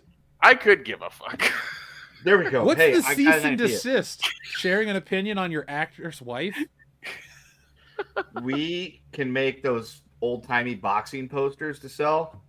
Like, one for me versus Stephen King. It says The Mist versus The Fist. And it's like us, like, facing off. We can get one for Nick and Rob Zombie. And I don't know what we would call that one other than the Battle for the Talentless Horror or something. I don't. I mean, Dion's fighting Zack Snyder and I'm fighting Jimmy Kimmel, so I think it would be a fun poster. It should be a t-shirt set. It should be. I'll make those for early spring, because it's fall now. Why sell new t-shirts in the fall? We'll sell them in the spring. We'll give them different kitschy titles, the Fracas in Vegas, and it's the Mist versus the Fist, me versus... No, I'd have to fight him in Maine. The Pain in Maine. There you go. There you go. Yeah, but no, like, Rob Zombie, like, can't fucking make a movie to save his life. He needs to go back to his Walmart metal bullshit and just be happy there. So, I mean, his Munsters movie was so bad, I couldn't even make it past the description on Netflix. I was like, nope. Dude, Universal had to ship him to like Turkey or someplace like that, like the Eastern Bloc. Eastern to Europe. Yeah, to the Eastern Bloc to make that fucking movie. And apparently, like, he had to make it next to a train that would come on all the time. I remember watching BTS video of it, and like he had to yell cut sometimes because the train would keep going by when they were recording. It was hilarious. There is a channel called Hats Off Entertainment. He watched it and reviewed it, and he went over all the bullshit going into it. So go watch him. He's a guy. That's a good channel. I watch him too. More Rob Zombie's Monsters coverage than we will, because none of us watched the movie because of how horrid it looked. That guy can give you the information you need, so go watch that. Oh, no, definitely, yeah. Guys, I have some excellent news, but first, before we read you that news, we have to press you a button. Since we were lucky enough to be graced with a super chat at the beginning of the show from Shrebbles08, let's give you... All right, here's the question, Kendo. Should we give him the second Scott Steiner baby, or should we give him that one with the presidents that we've never played on the show? The one with the presidents we never played on the show. Let's do that one. Thank you, Darian217.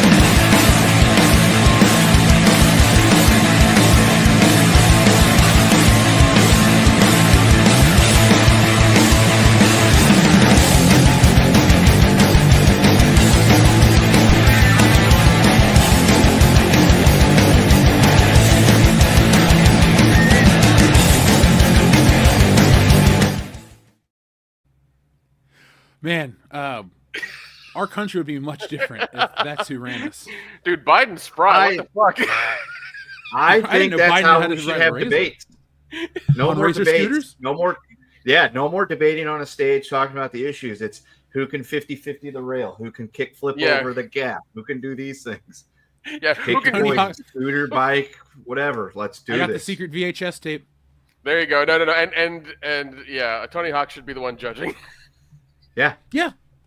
He should also be a judge at the Olympics every year for every sport. It's like Tony Hawk 100%. judges curling. He's above and beyond. Just let him do whatever he wants now.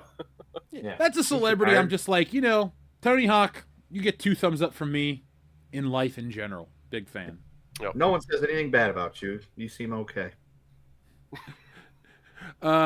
Let's see. It's the 11th hour now, but I'm not afraid of no ghosts. I went to New York Comic Con Sunday, got Annie Potts and Ernie Hudson to sign my copy of Wokebusters. All right. Yeah. I did my best ambassador job. I gave both Annie and Ernie a copy of Wokebusters. Second mortgage, please.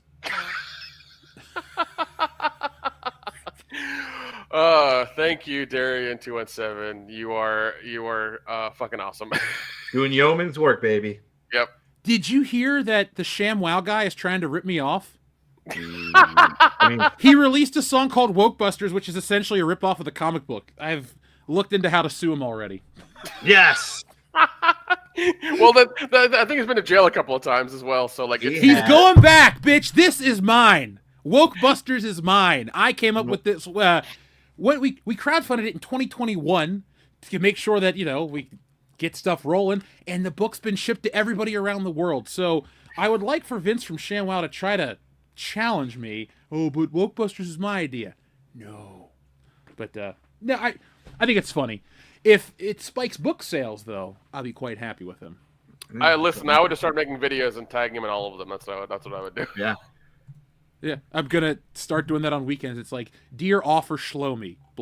I came up with this first. No, you should, because like, I don't know, it would just be fun having a Twitter fight with that guy. I guarantee you he can't afford a better lawyer than we can. 100%.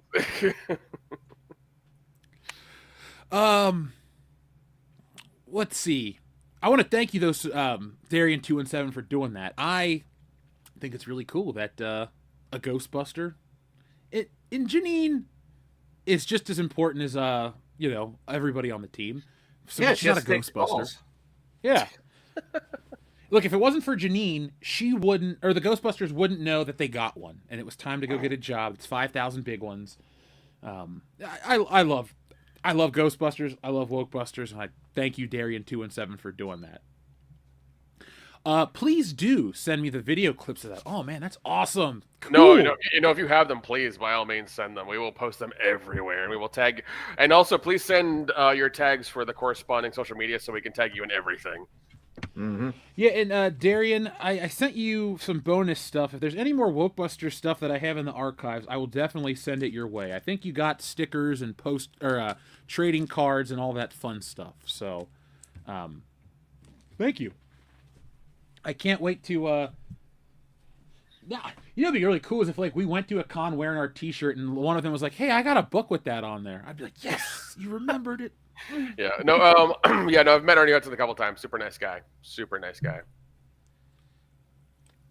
I met him once. He was friendly enough, but William Atherton was much friendlier, so I just talked to him instead. I would love to meet William Atherton because he seems like he'd be a character. He was the nicest celebrity ever.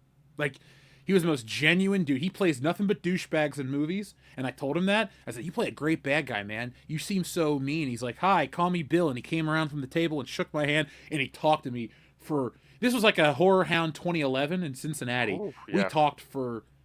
it felt like a half an hour, because it was the end of the night, and nobody was coming up for anything, so...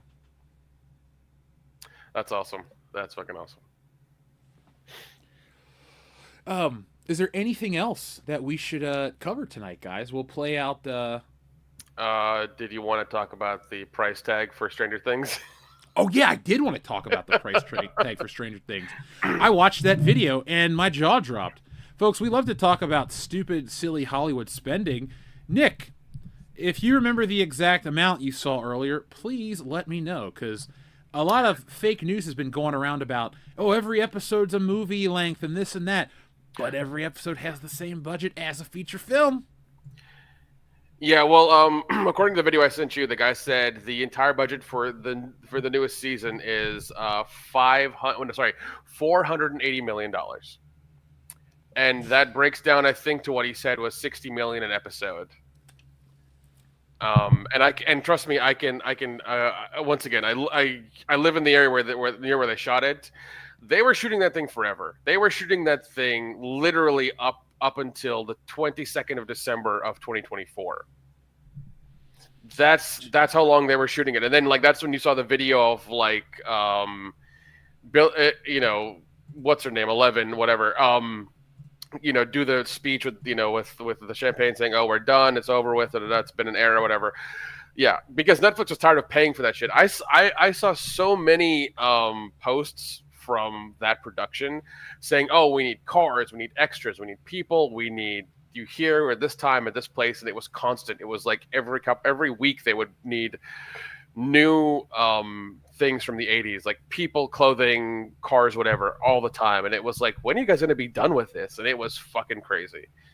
It seemed like they had an unlimited budget for it, and they just wouldn't stop shooting stuff. It was insane.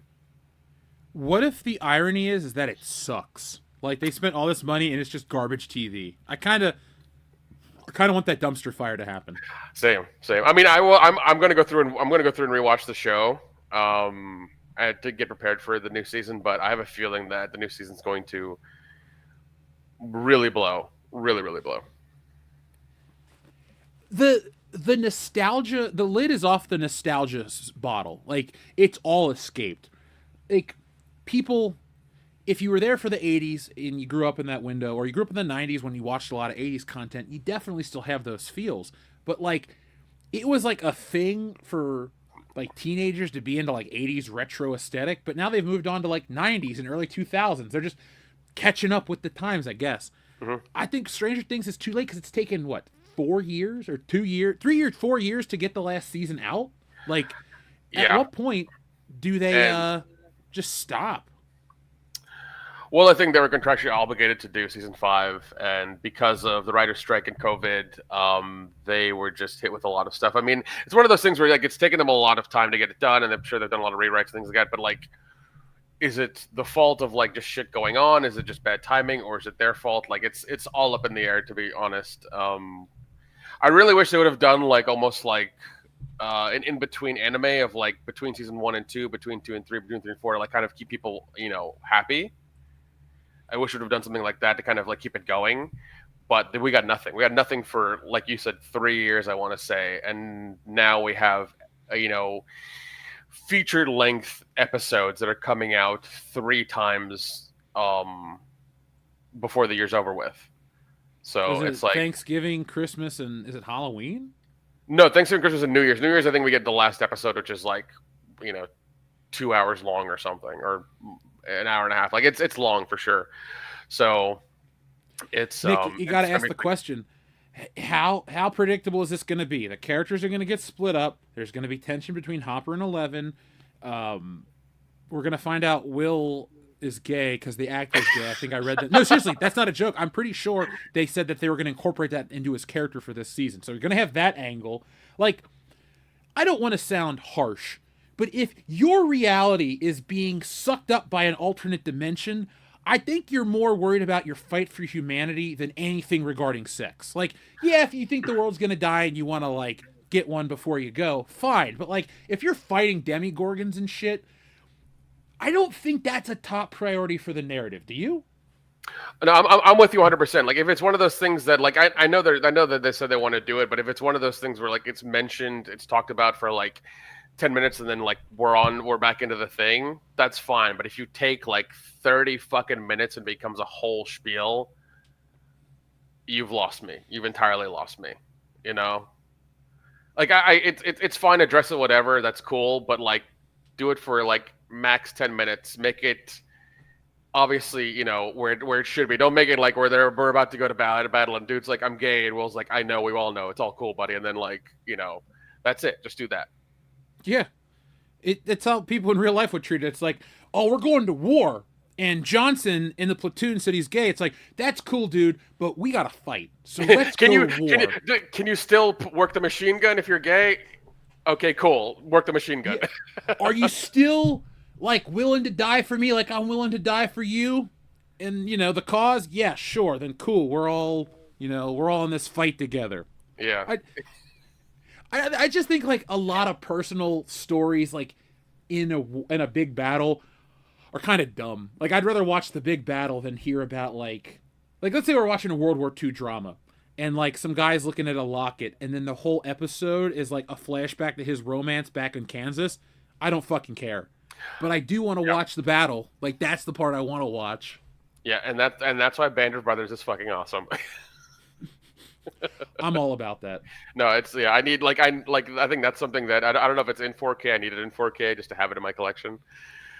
Needs to happen. I'm pretty sure they shot that show on film, so if they do upscale it, or if they do another transfer of it, it would look great. It needs a 4K transfer, but that's beside the point. No, I will. I don't know if everybody would be down for us to watch each episode and then report on it, or if anybody really cares about that anymore. If people want us to do that, we can, report on it and do a very short video about it. If not, then we just won't. I'll just watch it and give you, our opinions each week whenever we do the show. You and I will at least talk about it. Oh, 100%. Yeah, for sure. But, yeah, they've like $480 million. It's the most expensive show on record right now. Or, sorry, it's the most expensive season of a show on record right now. It's only $120 million shy of what they spent on The Rise of Skywalker. Yeah, wow. And that was a giant piece of shit. Yeah, the biggest. Well, and also another thing, like I think what is it, the Duffer Brothers or the Duffer Brothers? Mm-hmm. Netflix promised them a lot of stuff afterwards, and now they've escaped Netflix and they're on to like Paramount or something. So they've given them, they promised them some stuff and they couldn't deliver or whatever, and now they're going somewhere else to, give somebody else their ideas. So I don't know. I think they're going to be like a Benioff and Weiss. Not that they're going to shit the bed so much that their careers are done, but I do think they're going to be one note. Yeah. Because there's already like Stranger Things adjacent stuff. Like it is Stranger Things adjacent. It feels like if they made Stranger Things into a movie, you get it. Like that was great. It's funny you mentioned that because Sean Astin's character Bob in the last season, it's season 2. 2, yeah. He mentions growing up in a small town where he was trying to, escape a clown, or a clown was chasing him. And if you do the math, that was the 50s, and he would be in Derry, Maine. Yeah. So people are saying that, Pennywise is in the Stranger Things universe because of that. I'd be okay with that. Yeah, they have to cut another few checks to Stephen King, so there's that. Or a couple rails. I'm sure he'll. A couple of rails. Who white? Yeah. But I would love more than anything for everybody to cancel their Netflix membership by the end of the month. That would be great. How else am I going to watch my reruns of Power Rangers, Nick? Oh, God. Didn't think of that one, did you? Yeah, just to fuck with Netflix a little bit and be like, oh, why is everybody quitting? Like, they don't want to watch that. They don't want to Stranger Things. Like, that's all I would want. It's just like in mass cancel. In about 2 years, you're going to see all these videos from YouTube channels like Moon and Patrick CC, like why Stranger Things Season 5 failed to resonate with all. You know what? Fuck it. I'm going to write that video now preemptively. And like make it and produce it and be like, it comes out, it underperforms, videos out right then and there. It's like, haha, beat you to the punch. The video should come out. The video should come out January 2nd, 2026, after the election. Do you really want me to make it? Yes. Yeah. But yeah, definitely make it because we're obviously gonna we're obviously gonna watch it, but like just to make it preemptively and just be like, oh, this is why Stranger Things Season 5 didn't resonate with the audience. I guess I'll go watch Season 4 so that way I can be ready for Season 5. I didn't want to. Just watch a recap on YouTube and then the last episode, because that's it. Yeah, really. It really is a pointless season. It's not even bad. It's just like they're separated for arbitrary reasons, and then they get back together in the final 5 minutes and fight a demon. Yeah. So every season finale of the... Dude, that show's been around for 9 years at this point. I looked that up. Holy shit. I was like, when did it... Yeah, it came out in July of 2016.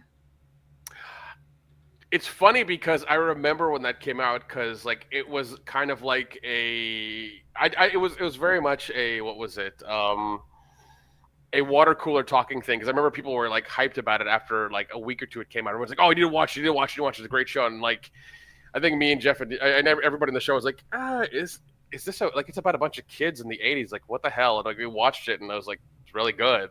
That first season was really nice. Yeah. And then I got the Blu-ray on the VHS tape looking thing. That's how I watch it, because I'm like, so everybody says it's good. People I trust say it's good. I'm gonna go ahead and watch this. And I was like hooked. I'm like, this is a pretty good fucking show. And then same thing with the second one. After it was all out, because I didn't have Netflix, bought it on the Blu-ray, watched it. I was like, this is pretty fucking good. And then third season came out. I'm like, how did in the heights of the Cold War them not notice a bunch of Russian people hanging around building this giant underground bunker over a mall? I don't get it. This makes no sense. Yeah, a giant nuclear powered bunker or like underneath the mall. Yeah. During the Cold War in America. Yeah. Not the demons from another dimension, not the girl with psychic powers. That's what gets you for Stranger Things. And you know what? I understand can suspend a certain level of disbelief that the Waffle Girl has psycho powers and that the interdimensional beings and the kid getting kidnapped and now his upside down tingles and things like that. I get all of that shit. I can suspend the disbelief. But the commies building a giant nuclear powered bunker in mid-America during the early 80s when we were tough on communism, no, I don't buy that for an instant. I love it. Fair enough. I really love it. No judgment. I can only suspend my disbelief so far. No, that's fine. I That's have fine. to stop. That's entirely fine. That's entirely fine. Our friend Darian217, thanks for the clarification. He says, do Bill Murray and Dan Aykroyd ever do signings at conventions? No. They're two big stars. They do, but it's usually like at like the San Diego Comic-Con. Like that's where they would be. I've never heard of Bill Murray doing a con, though. I mean, I'm sure. Well, once again, I think it's that con he would only do one at, or even then it'd probably be really rare. Even nowadays, I don't think he wants to do it because he's so old. Dan Aykroyd's But I don't more think Bill Murray's like ever done anything like that because he's weird. Like not like like socially awkward, but he's got this like aura that he's built around himself. Like he doesn't interact with people normally. Yeah, like, he's more than likely to steal your fries on like the sidewalk of a New York restaurant. Because nobody will ever believe that story. That's his whole thing. Like he'll do that to you, and he'll tell you nobody will ever believe you. That's what I've heard. What if some kid, like, what if he tried to pull that prank on somebody that didn't know who he was, and they just like beat him up? Like, do you think he would? That's stop entirely possible. That would just be really awkward. It's like Bill Murray was assaulted today in downtown Manhattan after attempting to borrow a slice of pizza from a local resident. And the guy's on the news like, I know who the fuck he was. There's some old man trying to beat me up, eat my pizza. He deserved it. Like, well, I don't wish that to happen to Bill Murray. Well, I think he knows his demographic. He's not going to fuck with some like kid who doesn't know who he is. He's going to fuck with somebody who's our age or older. Right. I don't think he'd bother me. He would assume I've never heard of him. Depending on my mood, if his prank was funny, I'd laugh, and if it was kind of dickish and mean spirited, I'd be like, Dan Aykroyd's better than you in every way. That's what I'd say to him and walk away. Well, I feel that way. That's true, Jeff. You've seen the first Hatchet movie, right? Once. Okay. Do you remember the guy with the camera who was trying to do the Girls Gone Wild thing? Yeah. That's Bill Murray's brother. Wait, Brian Doyle Murray's in that? Yep. I like Brian Doyle Murray. He's in Wayne's World. He's Noah Vanderhoff. Yep. Come bust a move where the games are played. It's cool. It's hip. It's Noah's Arcade. I got one where I rap in it. Anyway, also don't forget the second mortgage button and some Steiner math. I didn't know what you meant by second mortgage. Of course, I'll press you that button. I just thought you were like He's saying joking. Pay for all these super chats. Yeah, that's what I thought you were making a joke like. I owe you the price of a second mortgage to get the footage. I was like, oh, I don't have a mortgage. We will not be blackmailed or shaken down, sir. But we'll happily press this button for you right here. You're never going to regret this, Ray. My parents left me that house. I was born there. You're not going to lose the house. Everybody has 3 mortgages nowadays. But at 19%, you didn't even bargain with the guy. Ray, for your information, the interest rate alone for the first 5 years comes to $95,000. Jesus. We should go to a con and dress up like them on Suit Saturday, but not tell Dion. So it's like, we'll be the Ghostbusters in suits, and he's just like, well, wasn't anybody going to tell me? No, Winston wasn't in this scene, man. Listen. I'm willing to bring my Proton Pack to Suit Saturday at Lexington Comic and Toy Show so we can look like them in part 2 at the courtroom. Scolari Brothers. Yeah, I'm willing to do that. Well, we were joking on the High Council, or the Primetime Live on Tuesday. That'll be the plot of Wokebusters 2, where we have to take the ShamWow guy to court over the Wokebusters name. Listen, I so much want you to make like videos about him and just tag him in it and just like I want to start a fight with that guy. I'm starting next week. That's gonna be awesome. Because I already got today's video just came out. I already got Saturday's written and recorded. I got to edit it and make sure it's ready for Saturday. Nice. And then when I get back from this con, man, it's gonna be like Tuesday's my birthday. I'm not working, but Wednesday, Vince Shlomi, I'm coming for you. We want the gold, sucker. I want that button on the channel so bad, but I don't want us to get canceled. Yeah. Well, you could get away with it. Yeah, probably. I'm willing to risk it. No, I'm not. Things are going good. We're growing the channel. I'm not gonna, of course. I'm not gonna burn it. It's like, oh yeah, we gained another 1,000 people. All right, yeah. Let's burn it to the ground. Let's pull a Turkey Man move and say some shit that we shouldn't say. That's how you grow a channel. Oh jeez. No, I can't do that. I'm not that guy. He can. He has no more fucks to give, and that's why we love him. Oh jeez. So Guys, we went longer than I planned, which was great because that means the audience was here for it. We were having a good time. Have we hit all of our topics? Yes. Was there anything else you wanted to talk? Or I'm sure you guys talked about stuff when I was, We sure did, Nick. Thanks for, bringing up the fact once again that you weren't here on time, but at least you showed up, unlike somebody else that does not love the audience. Listen, blame Spectrum, okay? Like, there was an outage here. I couldn't control that, okay? Somebody hit a pole here and, knocked out the internet. I couldn't do anything. I don't know what you want from me. Pole shit.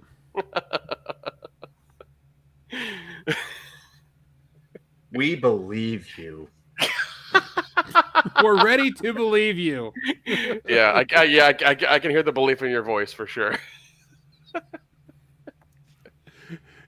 All right, well, folks, thank you for watching. Make sure you check out our video that just dropped and check out our video on Saturday.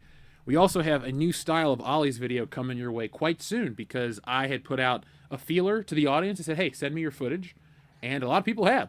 So the next toy video should be mostly Ollie's found footage from listeners. I need to send you the video I took from Spirit Halloween of their Star Wars corner. Is it bad? It's bad. There are let's see, it's literally like an end cap and then the side of a shelf that only has it only has two columns of stuff and it's extremely minimal. The least I've seen of Star Wars. There's not even masks there at Spirit Halloween anymore. It's just a quarter of a section of a wall. It's bad. Well, and the best part is that is old shit from years ago that people still aren't buying. Yeah, and they have what is it? It's a Obi-Wan Kenobi from the prequel trilogy. It is Leia from prequel trilogy. It is Vader. It is a couple other things. I've got the video. Once again I will send it to you, or maybe I'll give it to you when you get here tomorrow. But yeah, it was the most abysmal thing I've seen. It was so abysmal. Well, it's always good for a laugh. So yeah, because it wasn't. They didn't even have current Star Wars stuff. It was just OG and prequel. That's it. Well, because all the discount stores like Ollie's or Bargain Hunt, I'd go to the store called Bargain Hunt sometimes and film for the channel. They've just had Star Wars Halloween costumes forever on sale, all year long. They would have shit from Solo, a Star Wars story, or Rey costumes. It was kind of weird, but nobody wants to dress up as Rey Tardwalker. No, with her yellow lightsaber of fun. Jeez. Yeah. Like I said, usually they'll have a few costumes and masks. There weren't even masks. There were just the costumes, and I think there was the Leia bun wig thing. That was it. Nick, that's your costume for Halloween 3092. Oh God, I want to make a super ugly Leia, just so you know. It's 3092. You'll be the best skeleton Leia there ever was. Thanks, buddy. I don't even know if you'll have fully decomposed by the next. Yeah, but 1,065 years from now. Unless my bones are fossils or something, maybe. We're gonna freeze you in carbonite against your will next weekend. God. That sounds to go that far into the future would be incredibly terrifying. Nothing is recognizable. Everybody you know is beyond forgotten. That's the thing. I would hate to be a man at a time because I'd miss all my people. I'd miss my family. I'd miss you guys. No subscriber would still be alive. I'd log in and it's somehow we have way more followers, but they're oh, that guy that disappeared. I'm I didn't disappear. I was kidnapped and frozen, and now I'm back. Yeah, and for the first time in 1,200 years, Jeff puts out a fucking episode. Yeah, and they're oh my God, they don't understand the language I'm speaking because it's more than 30 years old. So, it'll be a waste. That joke never gets old. That joke never gets old. Even when Dion's not here, it's funny to make fun of him. Oh, God. Jesus Christ. Dude, I love that, little argument Dion and Kendo had about that was fucking hilarious. It was so funny. Yeah, it's a classic moment. I think that personally ranks for me as our top 5.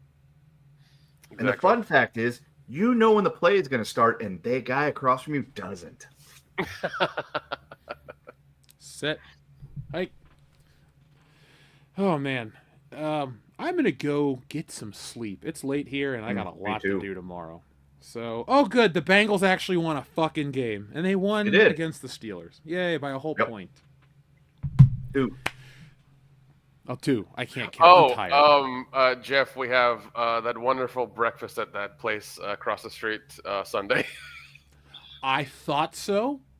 I was hoping so, because the guy said it comes back during football season. And I'm like, yes! So I know exactly what I'm doing on Sunday. Folks, go follow us on Twitter, @WorldClassBS. We will send you a picture of a stunning breakfast spread just because we said we would on the show. That's all. Like, I don't even care if you're really interested in looking at my pancakes. Just check them out, because we fucking said we would. Yep. But what I do care about you guys checking out is all the channel content, and Stealing Solo 2 is almost here. I have received more pages back from the colorist.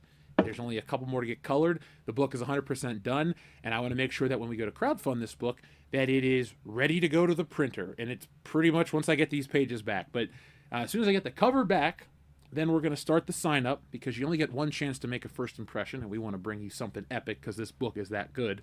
And then we're going to be off to the races. We'll have that thing funded this year, and we'll be able to get it taken care of quickly. So, until next time, folks, be smart, be safe, be cool, but always be excellent to each other. .com. You know, they say all men are created equal, but you look at me and you look at Small Joe, and you can see that statement is not true. See, normally if you go one-on-one with another wrestler, you got a 50-50 chance of winning. But I'm a genetic freak, and I'm not normal. So you got a 25% at best at beating me. And then you add Kurt Angle to the mix, your chances of winning drastically go down. See, the 3-way at sacrifice, you got a 33 1/3 chance of winning. But I got a 66 2/3 chance of winning, because Kurt Angle knows he can't beat me, and he's not even going to try. So, Samoa Joe, you take your 33 1/3 chance minus my 25% chance, and you got an 8 1/3 chance of winning at sacrifice. But then you take my 75% chance of winning, if we used to go one-on-one, and then add 66 2/3%, I got a 141 2/3 chance of winning at sacrifice. See, Joe, the numbers don't lie, and they spell